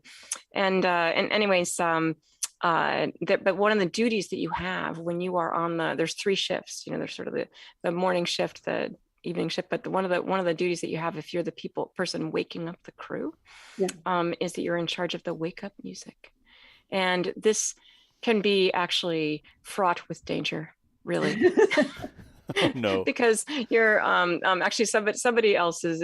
There's usually a family escort for the crew's family when there's a shuttle crew up there, and they're getting wake up music from all the different spouses or friends or whatever. And sometimes there'll be something where the Capcom is like, it's a really nice song, but we probably can't play that because it's family hour. Because there's sometimes words and things like that. But for the most part, I would say 99% of the time, it's this amazing way for your family on the ground to say hello to you or your friends. And it's so, in picking songs, it's a way for you to say as an astronaut, because sometimes the astronaut themselves picks the wake up music, is to say, like Bette Midler, From a Distance. That's a Nancy Griffin song. And it's this, I don't know, it's this song that just makes me think of looking out into space and what it's like to look back at Earth. And so having that as a wake up song. So it's really interesting, the range of things that you play for people up there. And although I have to say, as a crew member, when you're on the shuttle, the speakers are not the best, right? Being designed in 1960 and everything. And so sometimes when they realize that it's going to be really hard to understand what song that is, sometimes a little help comes up to the commander, who, if the person doesn't seem to know what it is, will let them know. Do you remember any choices that your family or your spouse made? One of the things that actually Nancy Griffin was one of them for me, but also there's a woman, a friend that I met on an airplane, and this is where I think music brings people together. But all of us, you don't have to be going to space to be an explorer, to be somebody who's paving the way and bringing others along. And I got on an airplane one time and sat down early for once, Chris would laugh. And and this woman gets on the phone, on the plane, and the flight attendant says, you know, ma'am, we're going to have to check that guitar. And the woman looks at her and says, you know, I don't think you understand. We can check me. We can put me in the baggage compartment, but we cannot check this guitar. And she looks around and she makes eye contact with all like the 3 rows in front of her. And she looks at everyone and she goes, together, we can do this. And these people got up, rearranged their stuff, and made room for this guitar, which come in there because there's always that room. If somebody can be that person, and she is that person, and we've been friends ever since. And she wrote a song that's for me, but really for, you know, so many people. It's called Brave New Girls, and it's got some neat lines about, you know, going to space and just I don't know. It's if you look up Teresa and Brave New Girls, you'll find it. It meant a lot to me that she would write it. NASA gave her footage. I stayed out of this to not get in trouble, but NASA gave her footage. It's a really wonderful music video, and I'm proud to. And now she writes for the Girl Scouts. She does all sorts of. I mean, she's an amazing. She sang with Linda Ronstadt. She's an amazing singer and songwriter.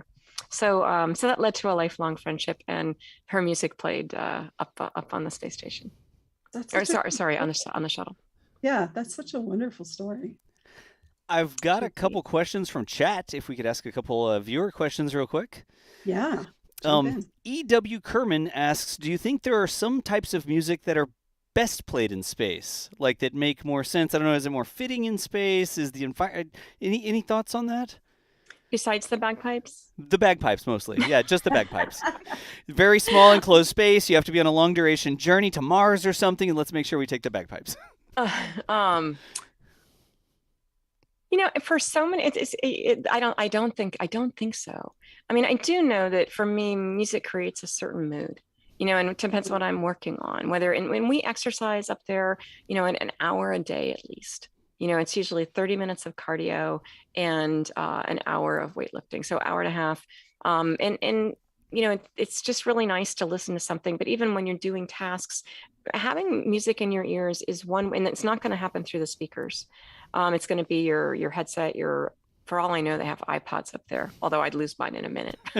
Check the air vent. It'll be on the air vent. Imagine the earbuds, the AirPods. I know, they'd be collected everywhere. I'll bet you they can't do that. But you're, you know, having, especially on the space shuttle, I mean, the space station is a huge place, but the shuttle, you know, is what the cockpit of an airplane is like with sort of one floor below. It's a very small space for, you know, 6 or 7 people, even in 0G when there's more room. And so by having your headset set on and just listening to music, it's the way you create your space. And for me, you know, when I'm trying to write something or work on something, I need things without words. You know, other times, I mean, just, I don't know, different things. The folks at Folk Alley, I don't know if anybody listens to Folk Alley, but they have playlists, and I mean, there's just all sorts of really wonderful. That's the kind of music that I love. Yeah. And at the time, you couldn't like download those things, and so they sent downloads up to me so I could listen. But I don't think there's any special EW. I don't think there's any particular thing, and really, what's right for you is going to be right for you to bring to space for music. Yeah. And you know, nobody can dictate that to you, and that's one of the reasons why I love that so many more people are going to space, so many more different types of people. Mm-hmm. That's something we've talked about. Like it feels in the past that we've sort of technically gone to space, but the human element was always there. But the more and more human element we get there, arts and drawing things and painting in space and making music and all these things, like the more prolific that is in space, that's almost sort of like when humanity has arrived, right? Because we're living there for long times, you know? Mm-hmm. I agree. And, you know, I think there was a poetry contest when I was up there. And so I read the winning poem. And so that person got to go to space in a certain way. And Summer was talking about Gemini 6 and, you know, Jingle Bells and the harmonica. There's more stories like that. Like I was saying, I didn't even know those stories, but there's more stories like that where you discover that, boy, those humans were there every minute after all. Yep. But more humans, more better, in my opinion. I completely agree. Another question. We'll see the tuba player. I'm wondering if the tuba player is going to be propelling themselves around. You do a backflip from playing the tuba too much. Like, I think we'll need a Starship to get the entire tuba up there. Hey, that is going to change. I mean, literally, we've been talking about what could you bring, and the fact that until we found out that the shuttle would be able to bring them back, in the Soyuz, I couldn't have brought a flute. Oh. Right. And so now, we have supply ships bringing things up. So things are, but think about the Starship, how much bigger. And in fact, from one of the shuttle trips, we actually brought a keyboard up there. Really? It's a Yamaha keyboard that runs on D batteries. Whoa. I think I had one of those when I was a kid. And Das, I think there's a picture. It's got, I think it's in the other astronauts thing, and it's got Drew Feustel and Greg Johnson as a keyboard player. Yes, I've got it. They came up on it's just 134. So just before we landed, here it is. I love this picture. And I think we're playing Brown Eyed Girl. And that's Drew Feustel in the middle. He's from a Purdue grad, as you can see there. I'm wearing my little MIT shirt that they brought for me. And you almost don't see Greg Johnson off on the right?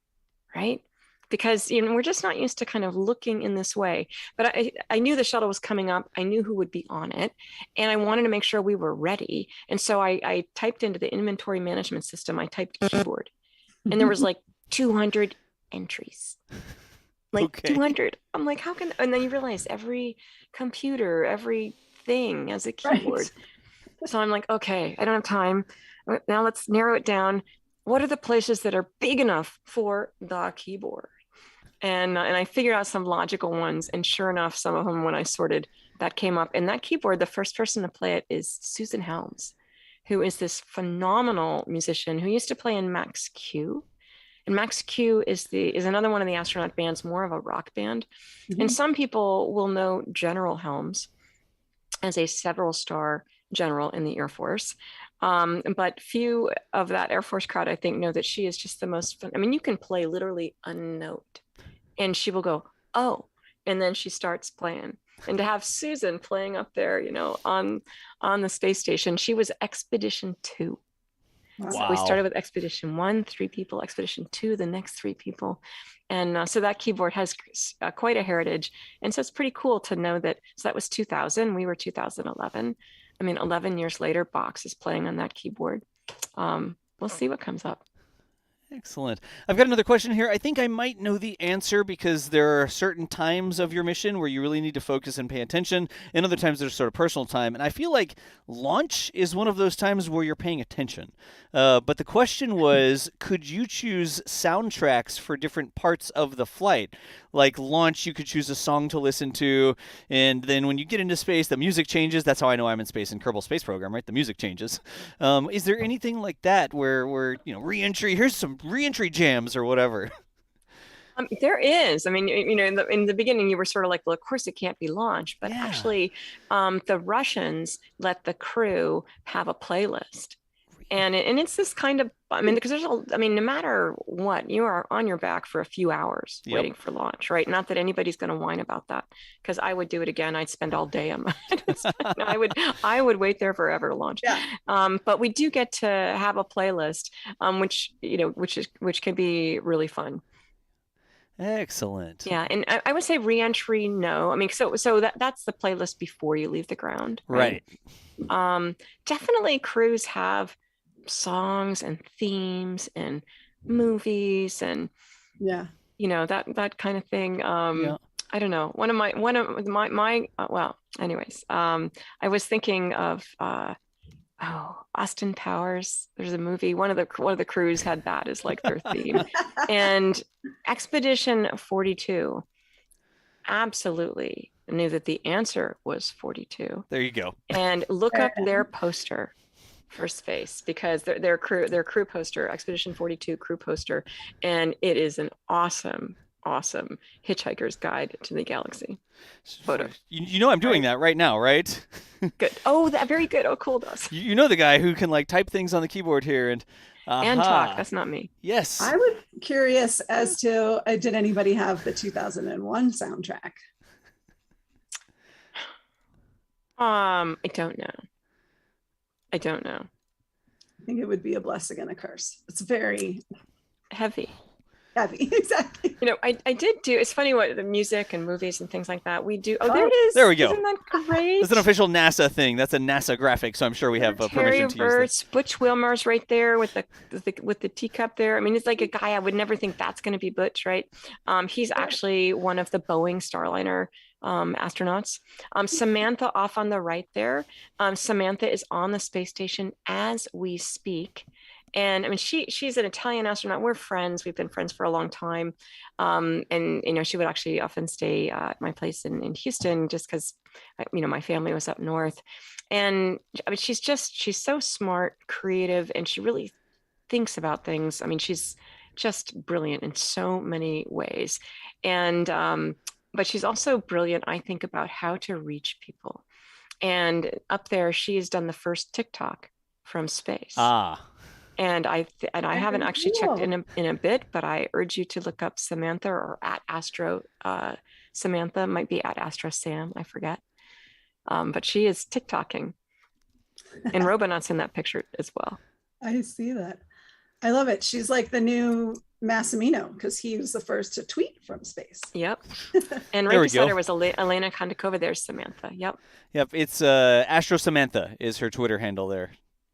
Yeah, she is just totally awesome. And just the way, you know, they organize their flight and so international. I think, you know, sometimes we'll have, you know, more, it's usually some combination of US, European or Japanese or Canadian. Right. And by having and then the Russians, of course. And, but, you know, by having that mix together, it's, I don't know, it's just the right thing. It's the right thing to do. And, you know, I know that this has been it's been a time that's very difficult for many. And the fact that the space station can cross those boundaries and has continued to do the work of humans, you know, exploring space together and keeping that as their purpose is something I'm just very quite proud of. Gotcha. I'm going to keep going with questions.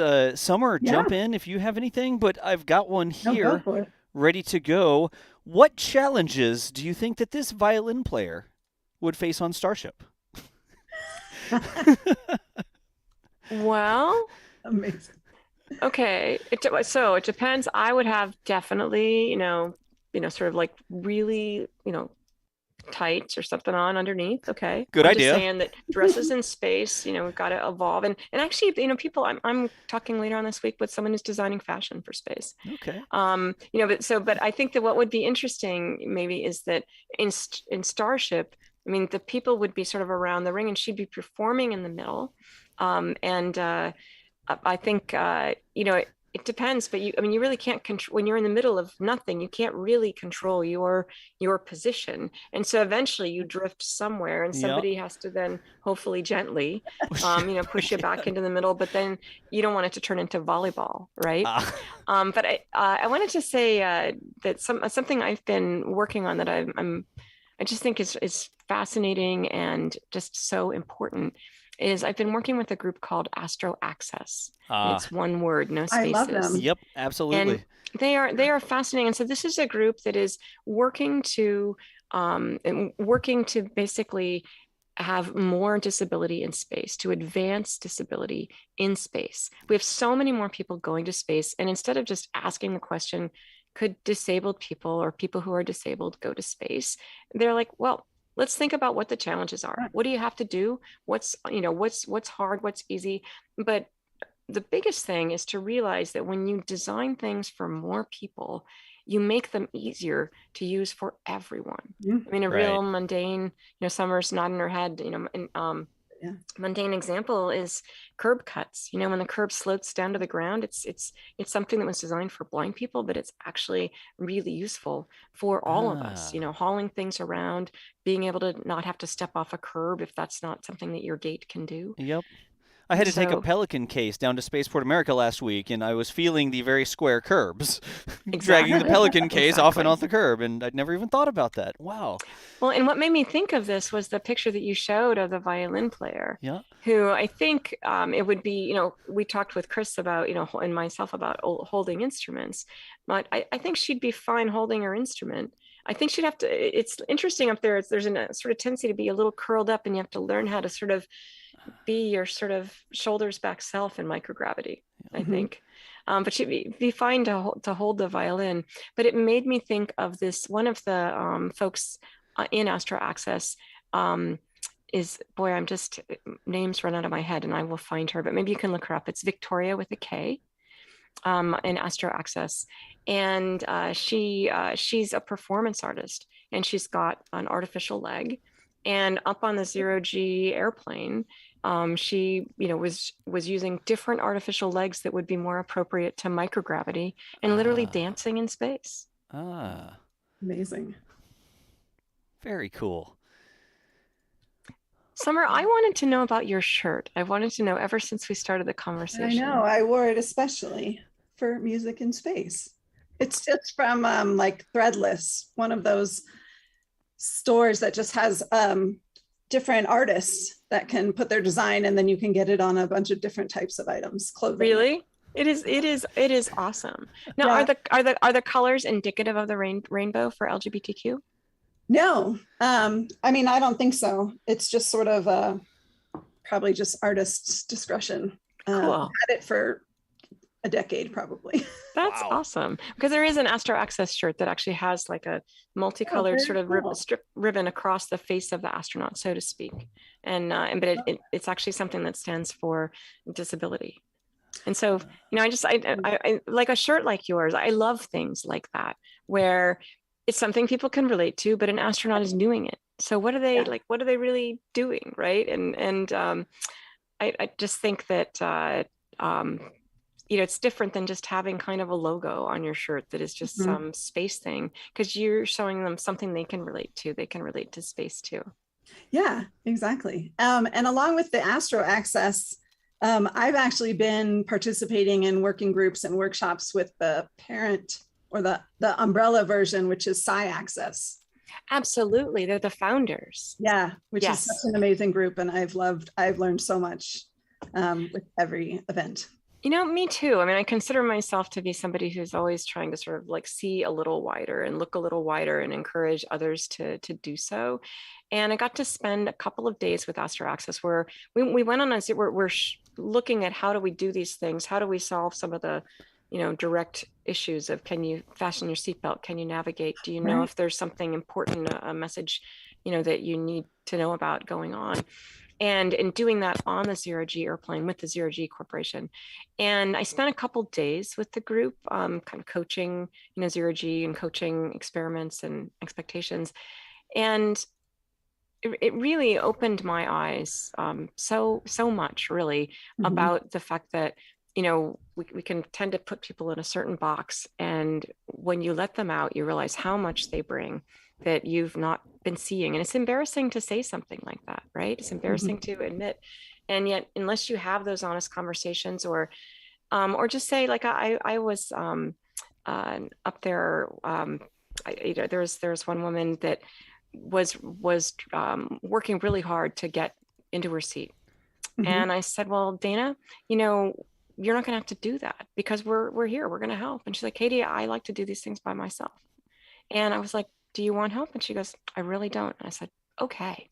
And you have to respect that, and to learn a lesson that, people really understand what they want. And another person, helped me kind of understand. He goes, well, Cady, what if you were going for a walk? You go for your walk every day, and then it's raining out, and somebody drives by and says, hey, do you want me to help you?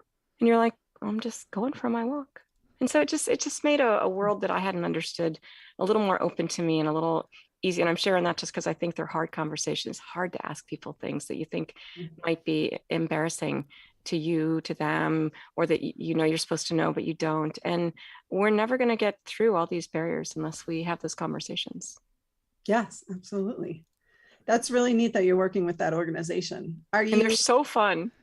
Yeah. And so you have that organization you're working with, you have your upcoming concert. What other kind of things do you have your hands in these days? I'm off to a workshop, a writing workshop with the Writing Excuses group. This is a cool podcast where they help people, everything from amateurs to people who are professional writers. There's something for everybody. And I'm working on a book. And a friend of mine, Mary Robinette Kowal, is an author that wrote a book, a series called the Lady Astronaut series. And actually, Shell Lindgren and I helped her with the sort of space part of that. And so I'm coaching at this workshop, but also learning a lot, hopefully myself. We're going off to a dark skies site at the Capitol Reef Field Station in Utah. And so we're going to get to do some space exploring and some exploring through the written word. And I guarantee you I'll learn really quite a lot from that. And are you bringing your flute? I am, just because of what Chris and I talked about, how, the concert is August 6th. And I wish I could say that I practiced every day, but life is busy. But I've discovered about myself that one of the ways that I do practice, that I can sort of get myself to sort of jump in, is I just put on some music that Bandella, our band, plays, and I play along, because it's kind of where I like to be. Mickey Pettit, who's married to Don Pettit, is this magical singer, and she and I kind of, duel around and sort of weave back and forth. And so I actually wrote a note to the group saying, well, if anybody brings a guitar, maybe we can play. But in the meantime, I don't know, it's so special to be together, and I don't want to have to be worrying that I haven't practiced enough. So I'm inspired to be practicing a lot between now and then, so that I can just really enjoy being together. Very cool. Das, how are those questions in chat looking? I'm looking for some questions. There was one that was from Zapfan that says, how well does sound travel on the ISS? I've heard there's a difference. And Cady, you were talking about that earlier, where there were some parts that were sort of padded and a little bit more damped, I guess. And as you go from place to place, is there some place where it resonates, or your favorite place to play? My favorite place was definitely the cupola. Just because you could, for two reasons really, you could look out and just see, the Earth at night, or you could see the Earth at night, but you could also see the stars. It would actually cover up. It's really hard to make it dark enough that you really can see the stars. So you're covering up with tape, or we have a giant T-shirt that we're sort of, putting all over everything so nothing is showing. So it's really wonderful to see the Earth both in the daylight and at night. And then I did like it because it was in the middle of the space station. And I always worried, even though the sound is absorbed a lot in the Japanese module, I always worried a little bit that, somebody might wake somebody up, although our cabins are actually quite soundproof. I was thinking about some of the other people that have played up there. And, I think that I now that Chris is gone, we can talk about him. But it's interesting. Well, it's interesting to me. I mean, being Canadian, actually, the U.S. space program is just, I joke around and I say that when Chris was up in space, everything went right down the Canadian pipe, and all three lawyers at the Canadian Space Agency would say, "Well, I don't know, it sounds kind of cool. Shall we put it on the internet?" And I'm making that up, right? But and then someone did inform me that they only had one lawyer at the Canadian Space Agency, whereas we have a lot of lawyers, but for a reason, in that all of us are using tax dollars, and you don't want people to think that you are having too much fun or actually trying to make your best friend famous, or you can't abuse that privilege that you have of being up there. So there's some bureaucracy that happens. But the fact that Chris is Canadian, let him do some things that actually, and then nothing bad happened, and that meant it raised the level of what people could do really for all of us. And my favorite example is that on I think it's like May 5th or something, it is it's a day when every kid in Canada in school sings the same song. Every year it's a different song. But the year that Chris was up there, that's when they sang a song with Chris and the Bare Naked Ladies. Right. And how many kids in Canada don't know that there's a space station? I'd wager very few. Yeah. Right. And adults. Yeah. And so this music can be that platform that allows us to kind of make people aware of things that they might might not have been, so to speak. And so I don't know, just the different people have done different art things up there. Nicole Stott is an artist and painted pictures up there. There's just I don't know, a lot of different folks and I think it's actually it's generous of them to share themselves when they're up there. Karen Nyberg loves to sew. I mean, she is a quilt maker, an extraordinary quilt maker, and she made things for her kid while she was up there. And yet that's, you're sort of brave enough to say, hey, I'm going to do this. And I like to say that when you're really being the best team member you can be, you have to be both brave and open. And, for me, playing the duet with Ian Anderson, I think I had to be brave as a, recreational flute player to ask Ian Anderson, hello, can I bring your flute to space? And can we figure out something to play? And, he had to be open. He didn't know me from anybody. We'd never met. He never asked, can you play or not?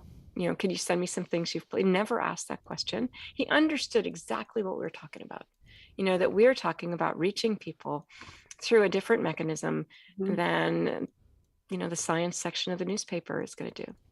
Right. Yeah. Cady, you mentioned, a real quick question. Cady, we've got somebody that says, you're so interesting when you talk. Can we get links or information about your podcast? You've mentioned a podcast or multiple podcasts so far. How can they find you? You can find me on my website, which is cadycoleman.com. And there's links to those things on there. Our podcast is called Mission Interplanetary. And there's a website for that as well, just Mission Interplanetary, all one word.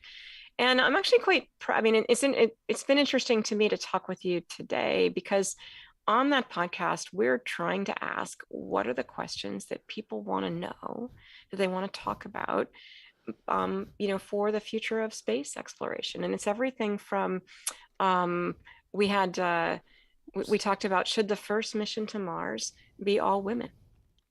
Okay. Because, when you think about it, it actually really might be our turn, right? and yet, I'm not somebody that thinks that we should be, bringing, all one kind of person up to space. And so Mary Robinette Kowal and Tanya Harrison, who you'll find her on Twitter as the Martian, Tanya. Oh, yeah. She's awesome, Great. right? Yeah. And we actually we did that, and it's just an honest discussion. And this past season, we talked about, there's a lot of research being dedicated to Mars and also to Venus. And so we had Tanya and Joe O'Rourke, who's a professor at Arizona State University, have like a smackdown about, should we be funding Venus versus Venus or Mars? It was really fun. And I have my cats. I have two cats. And so they sort of faced off about who liked Venus and who liked Mars. And we talked about Astro Access as well on the podcast. Sometimes informative things like, what about space debris? Like, is it bad? Is it as bad as they say? Do we have plans to do something about it? And I think our podcast is a really good way to find out actually a very surprising fact, which is that until the last few years, we could only see things or track them that were about 10 centimeters big. And with the new instrumentation that we have, we can now count objects that are 1 centimeter big. So we were tracking happily 27,000 objects. It's still a very crowded place in space. And now it's over 200,000 objects. So do we need to be having all hands on deck about space debris? The answer is yes. How to not generate it and how to take care of the stuff we already made. Right. Yeah. So that's a long answer just to your question. Oh, no, that makes sense. I was going to show this real quick. You could actually click on podcast up at the top of Cady's website, and it'll scroll down to the Mission Interplanetary section there where it has the podcast. I mentioned there's playlists, different ways to watch. Check out the podcast on your favorite platform. But that was a good question. Thank you all for that one. I've got another one here that is there a rhythm to the space station? Like, are there a series of pumps or whirs or clicks that you could sort of make music to? I don't know. I can't name any songs like that, but I've heard songs where it's like, and then somebody makes a melody that goes along with this sort of mechanical noises or something. Anything like that up there? I think it's a brilliant question. And, you know, and it shows you why we need more people to go. Like I was up there for 6 months. It never occurred to me to think that way. And, you know, I would say one thing about the sound up there is, I would say, and it depends where you are, what equipment is running and when. And we have some equipment that will come on for just a while. And there are things that are making those noises. And I think that is a fabulous project. But, you know, for me, I'm married to a glass artist. And so we have glass furnaces out in the barn, you know, across the driveway. And it's actually incredibly eerie. I can actually tell. And so not to the same degree that he can, but you walk into the building, you know, when something isn't working right, you know, when the feed between, you know, oxygen and gas is off. And now in the summer, we have the furnaces off, and to walk in there, it's just the absence of sound. And I have to say that there's a lot of white noise on the space station. There's a lot of fans, equipment running, and, you know, shielding it, putting mufflers, putting, you know, fabric on it, is something that when you're thinking about bringing it up there, that's all weight that's added, right? But now you're going to live with it for years. And you might think, well, we'll just say, well, we'll use the OSHA regulations. But the OSHA regulations are based on the fact that you go to work someplace perhaps noisy, but then 8 hours later, you come home and you leave and you go home and it's quiet. So that's what those numbers are based on. And actually one of the things I'm pretty proud of is being part of some of the acoustics work, working with the different countries, trying to find a way. Maybe your country doesn't have a way to do that, but we do. What if we come over and consult, and then and we have materials, you know, all sorts of sharing to make it the safest, best place. But it is pretty loud. And I know that one crew member came home, and after landing, there was sort of like a little party around them in Star City. You know, people all gathered because they landed safely. And he was talking to the flight doc, and he goes, can you hear that? And the flight doc's like, no, what is it? He goes, it's so quiet. Like here was what to us was a noisy party, and it was an early space station flight, right? They're much better now. But I would love to I think that's a great idea. And that's why having so many cool people go up there that are different is the way to go. Yeah, absolutely. I know that when I try to go to sleep at night, it's like something's wrong. What's wrong? Oh, the fan's off. All right, turn on the fan. You can sort of tell when you get used to something like that. Summer, go ahead. That question just reminds me of, so for probably for other wavelengths as well, but for radio receivers, you have to cool them cryogenically. And so each cryo unit has its own pump and its own rhythm, because it depends on the size of the detector. Really? Yeah. And so if you go into like the room where all the detectors are going, it's kind of like this really funky DJ beat sort of going on. And I've heard that at least some people that work in the cryo field for decades, they have that talent like doctors do for heart murmurs, where they can tell which pump's off and why just by listening. I would believe it. Summer, I want to know how music features in your world. I actually have 2 good morning playlists that I listen to, but one of them is actually not as loud or not as, 0 to 60, because I struggle with anxiety and depression. And so I have one that's sort of like, I'm not ready to really go into the day, but this is kind of my transition. And so music can really can help you be in the right frame to then start your day.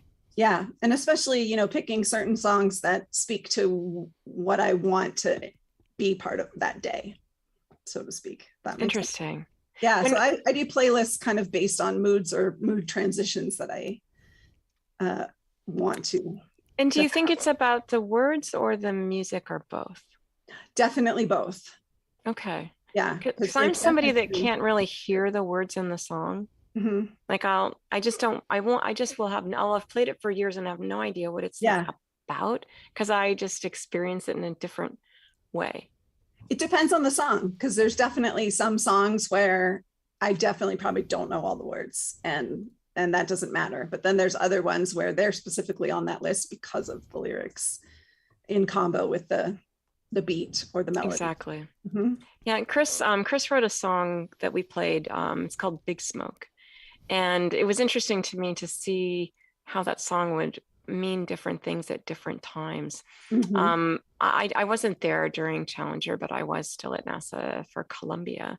And I remember when, I mean, it had been a while, and I think that we were actually back for the actually return to flight after Mhm. Columbia, and the band, everybody happened to have assignments down there in Florida. Yeah. We just thought we arranged to play at, just a local place that everybody knows. And it provided a place for people to be together, because it had been such a really hard time. I mean, we all lost friends, not just astronauts, but the Yeah, I whole can imagine. space community lost people. And the song is called Big Smoke, and he and his brother wrote it. And it's about sort of when a rocket launches, that big plume of smoke that you see going towards the sky, and how it actually then has a personality of its own. I mean, if it's windy, it's moving, and all those kinds of things. And and I would say, after Columbia, that song, I mean, I would cry while playing that song, because it really represented those people that, I mean, it wasn't about those people, but just, it made me think in a visceral way about launching. But then when we played for the return to flight, and people were all there, it was about that the future involves this too, and that this is what we do, whether, there's, and so I just think it played the same song could sort of go both ways in a way. Oh, absolutely. But speaking of Columbia and Challenger, there's a wonderful song by the Long Winters called The Commander Thinks Aloud, which is about the Challenger. Wow. And it's a really beautiful song. It's interesting to me, I mean, that people really, they really identify, like there's many people that will say, I know exactly where I was when one of these accidents happened.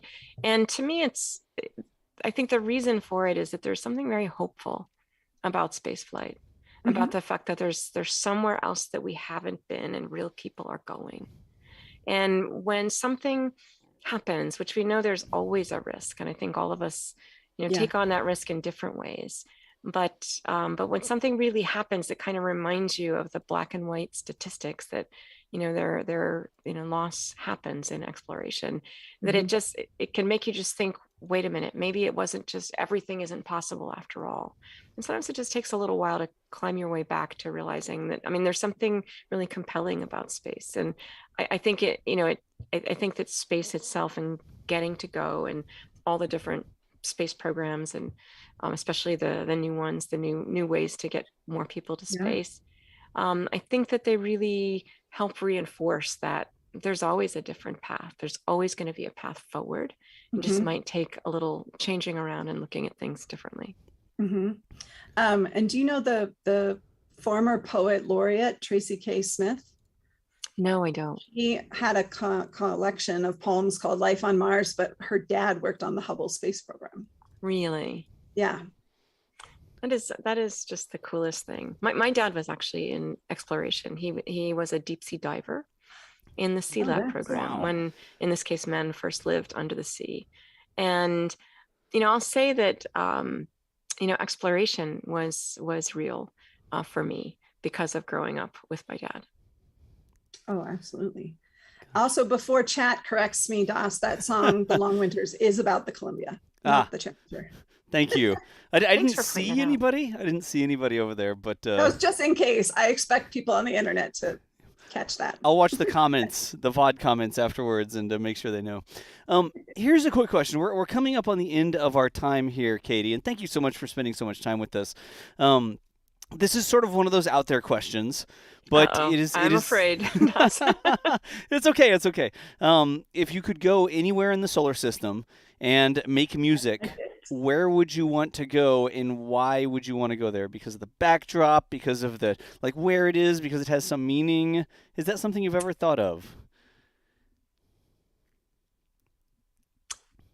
I mean, it's not just about making music. It's really just like, where would I like to go? There you go. And it's definitely Mars, but that doesn't mean, I am still here. Moon, I would go moon, right? I mean, all the, I forward, it's about going forward. Right.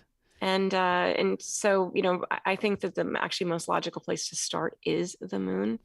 I love the fact that Alan Bean, we have pins that we get when we pass our astronaut candidate selection. It usually takes a year or two to get through, where everyone's sort of learned everything and been certified that now we're astronauts and we can go on missions, and we get a little silver astronaut pin. Right. And then when we fly in space, we get a gold pin. I think we have to buy these things, by the way. Oh, really? We don't care. Certainly we have to buy them if we ever lose them. But I think we do actually. I can't remember. We sort of pay dues. Sure. Like that. But anyways, but these pins are special, right? And so Alan Bean took his silver pin with him to the moon. And before he left, he took that pin and he threw it as far as he could. And I love looking at the moon. I love it anyway, but I love looking at the moon and thinking that Alan Bean's pin is up there. And he's an artist astronaut. He took a lot of time and trouble to come and talk to the new astronauts and was always open to hearing from us. But just knowing that pin is up there. And so when you say, where would you like to go next? I would say wherever someone is going and there's a seat, I would love that seat. There you go. Spaceflight is addictive. It's important. But ultimately, we definitely are going to Mars, and I'm excited to see what kind of music they make. But they're going to be like, oh, that's like Earth music. I mean, music is going to evolve, and it's going to evolve on the moon too. So I think there'll be some exciting times and then some exciting podcasts and panels ahead. Gotcha. I think once they get to the belt, it's all reggae out there. If the shows I've seen on TV have taught me anything. Metallica. Actually, got a guy that I went to, Fred Leslie, NASA scientist. I went to space with him on STS-73, longest flight we'd had ever when we did that flight. Yeah. And he is a Metallica fan.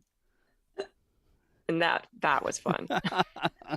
Excellent. That's some wake-up music when it's time to wake up, isn't it? Totally. Right. Excellent. Well, Cady, it is now 5:01. We have taken you just up to the end of the time that we have with you today. I cannot say thank you enough for sharing your thoughts and experiences, not just about music in space, but about being in space and about being human and all the different things that you've been sharing with us today. Thank you so much for the time here. Well, thanks for being such a neat show that, you can talk about real life. And your listeners are fascinating, and I love your shows. So thank you very much. Thank you for that. Happy to be on it. Excellent. And there was actually someone in chat that says this is so amazing, where we can connect with a real astronaut, and it's not a presentation. We can ask real questions. So thank you so much for just being available here on the show today. And thank you to Chris as well. Thank you for introducing us to Chris and having him come over and join us. But I think it was a lucky thing. I don't think we could have planned it, with his schedule and everything. So it was awesome. Excellent. And I just have to make the plug, Sure. August 6th, Houston, well, actually Galveston, at the Grand. There's something magical that happens when we get together, this band and the people that come and see us. It's really, it'll just be an exploration time, I think. And I think it'll be pretty neat. So if you're in doubt, I would head that way, August 6th, even though I know it's Houston, Galveston in August. Oh, geez. But, you got to go for the love, I'm going to put that link into chat one more time. There it is. It's thegrand.com/Bandella and some more stuff. But that is a place where you will be playing with your band. Chris and the others down in Houston coming up in August, right? It'll be great. Chris Hadfield, Steve Robinson, Dan Burbank, Mickey Pettit, and myself. All right. Let's see here, y'all. We've got the housekeeping that we do sometimes. The Virtual Astronomy live shows don't just magically happen. They do take a lot of work behind the scenes, technical checks, and just meetings where we get to know the people that we're going to be talking to and that sort of stuff. So also, remember that Virtual Astronomy Live is supported through a NASA cooperative agreement awarded to the New York Space Grant Consortium. The program's also supported, this part's new, in part by the New York City Department of Cultural Affairs, in partnership with the City Council and the New York State Council on the Arts, and the support of wow, this is all new stuff they put in here for me to read. In the support of Governor Andrew M. Cuomo and the New York State Legislature. That got a lot longer than the last time I read it. keep in mind we do these shows on a monthly basis. So the next Virtual Astronomy Live is going to take place on Sunday, July 24th at 3 p.m. Eastern Time. And the topic is going to be about the 10-year anniversary of the decommissioning of the Space Shuttle program. That's going to be very interesting to hear about. Before that, though, remember at the beginning, Alicia told us about the special event that's going on with Space Shuttle Enterprise. So Enterprise is at the Intrepid Museum, and on Thursday, July 14th, former NASA astronaut Mike Massimino, you've seen him on the show before, and the museum's curator of aviation, Eric Boehm, it says pronounced Boehm. And they highlighted it like I'm supposed to read that. Eric, we love you. Eric's been on the show as well.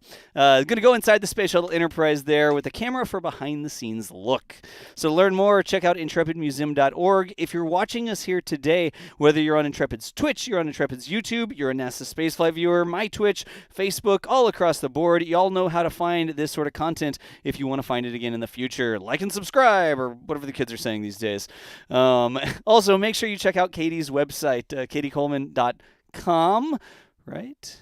Yep. Yeah, cadycoleman.com, where you can keep up with her. She's got the podcast we were talking about. Speaking of events, of course, the band that we were talking about. Lots of ways that you can stay plugged in.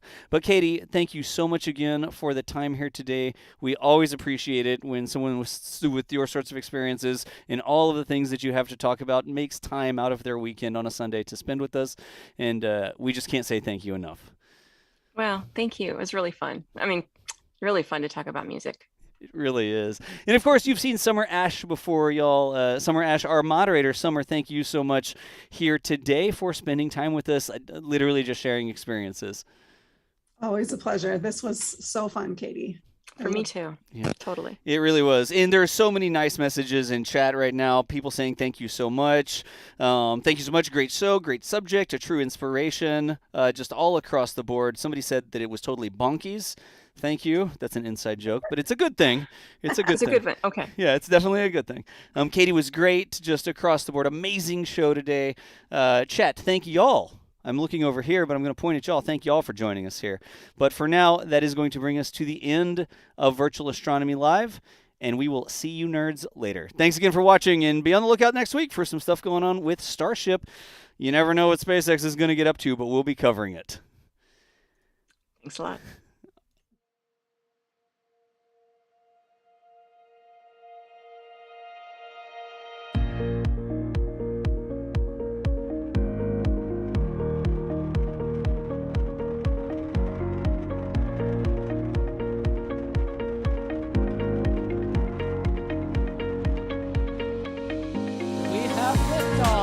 Propulsion continues to be normal. RCPA pressure looks good.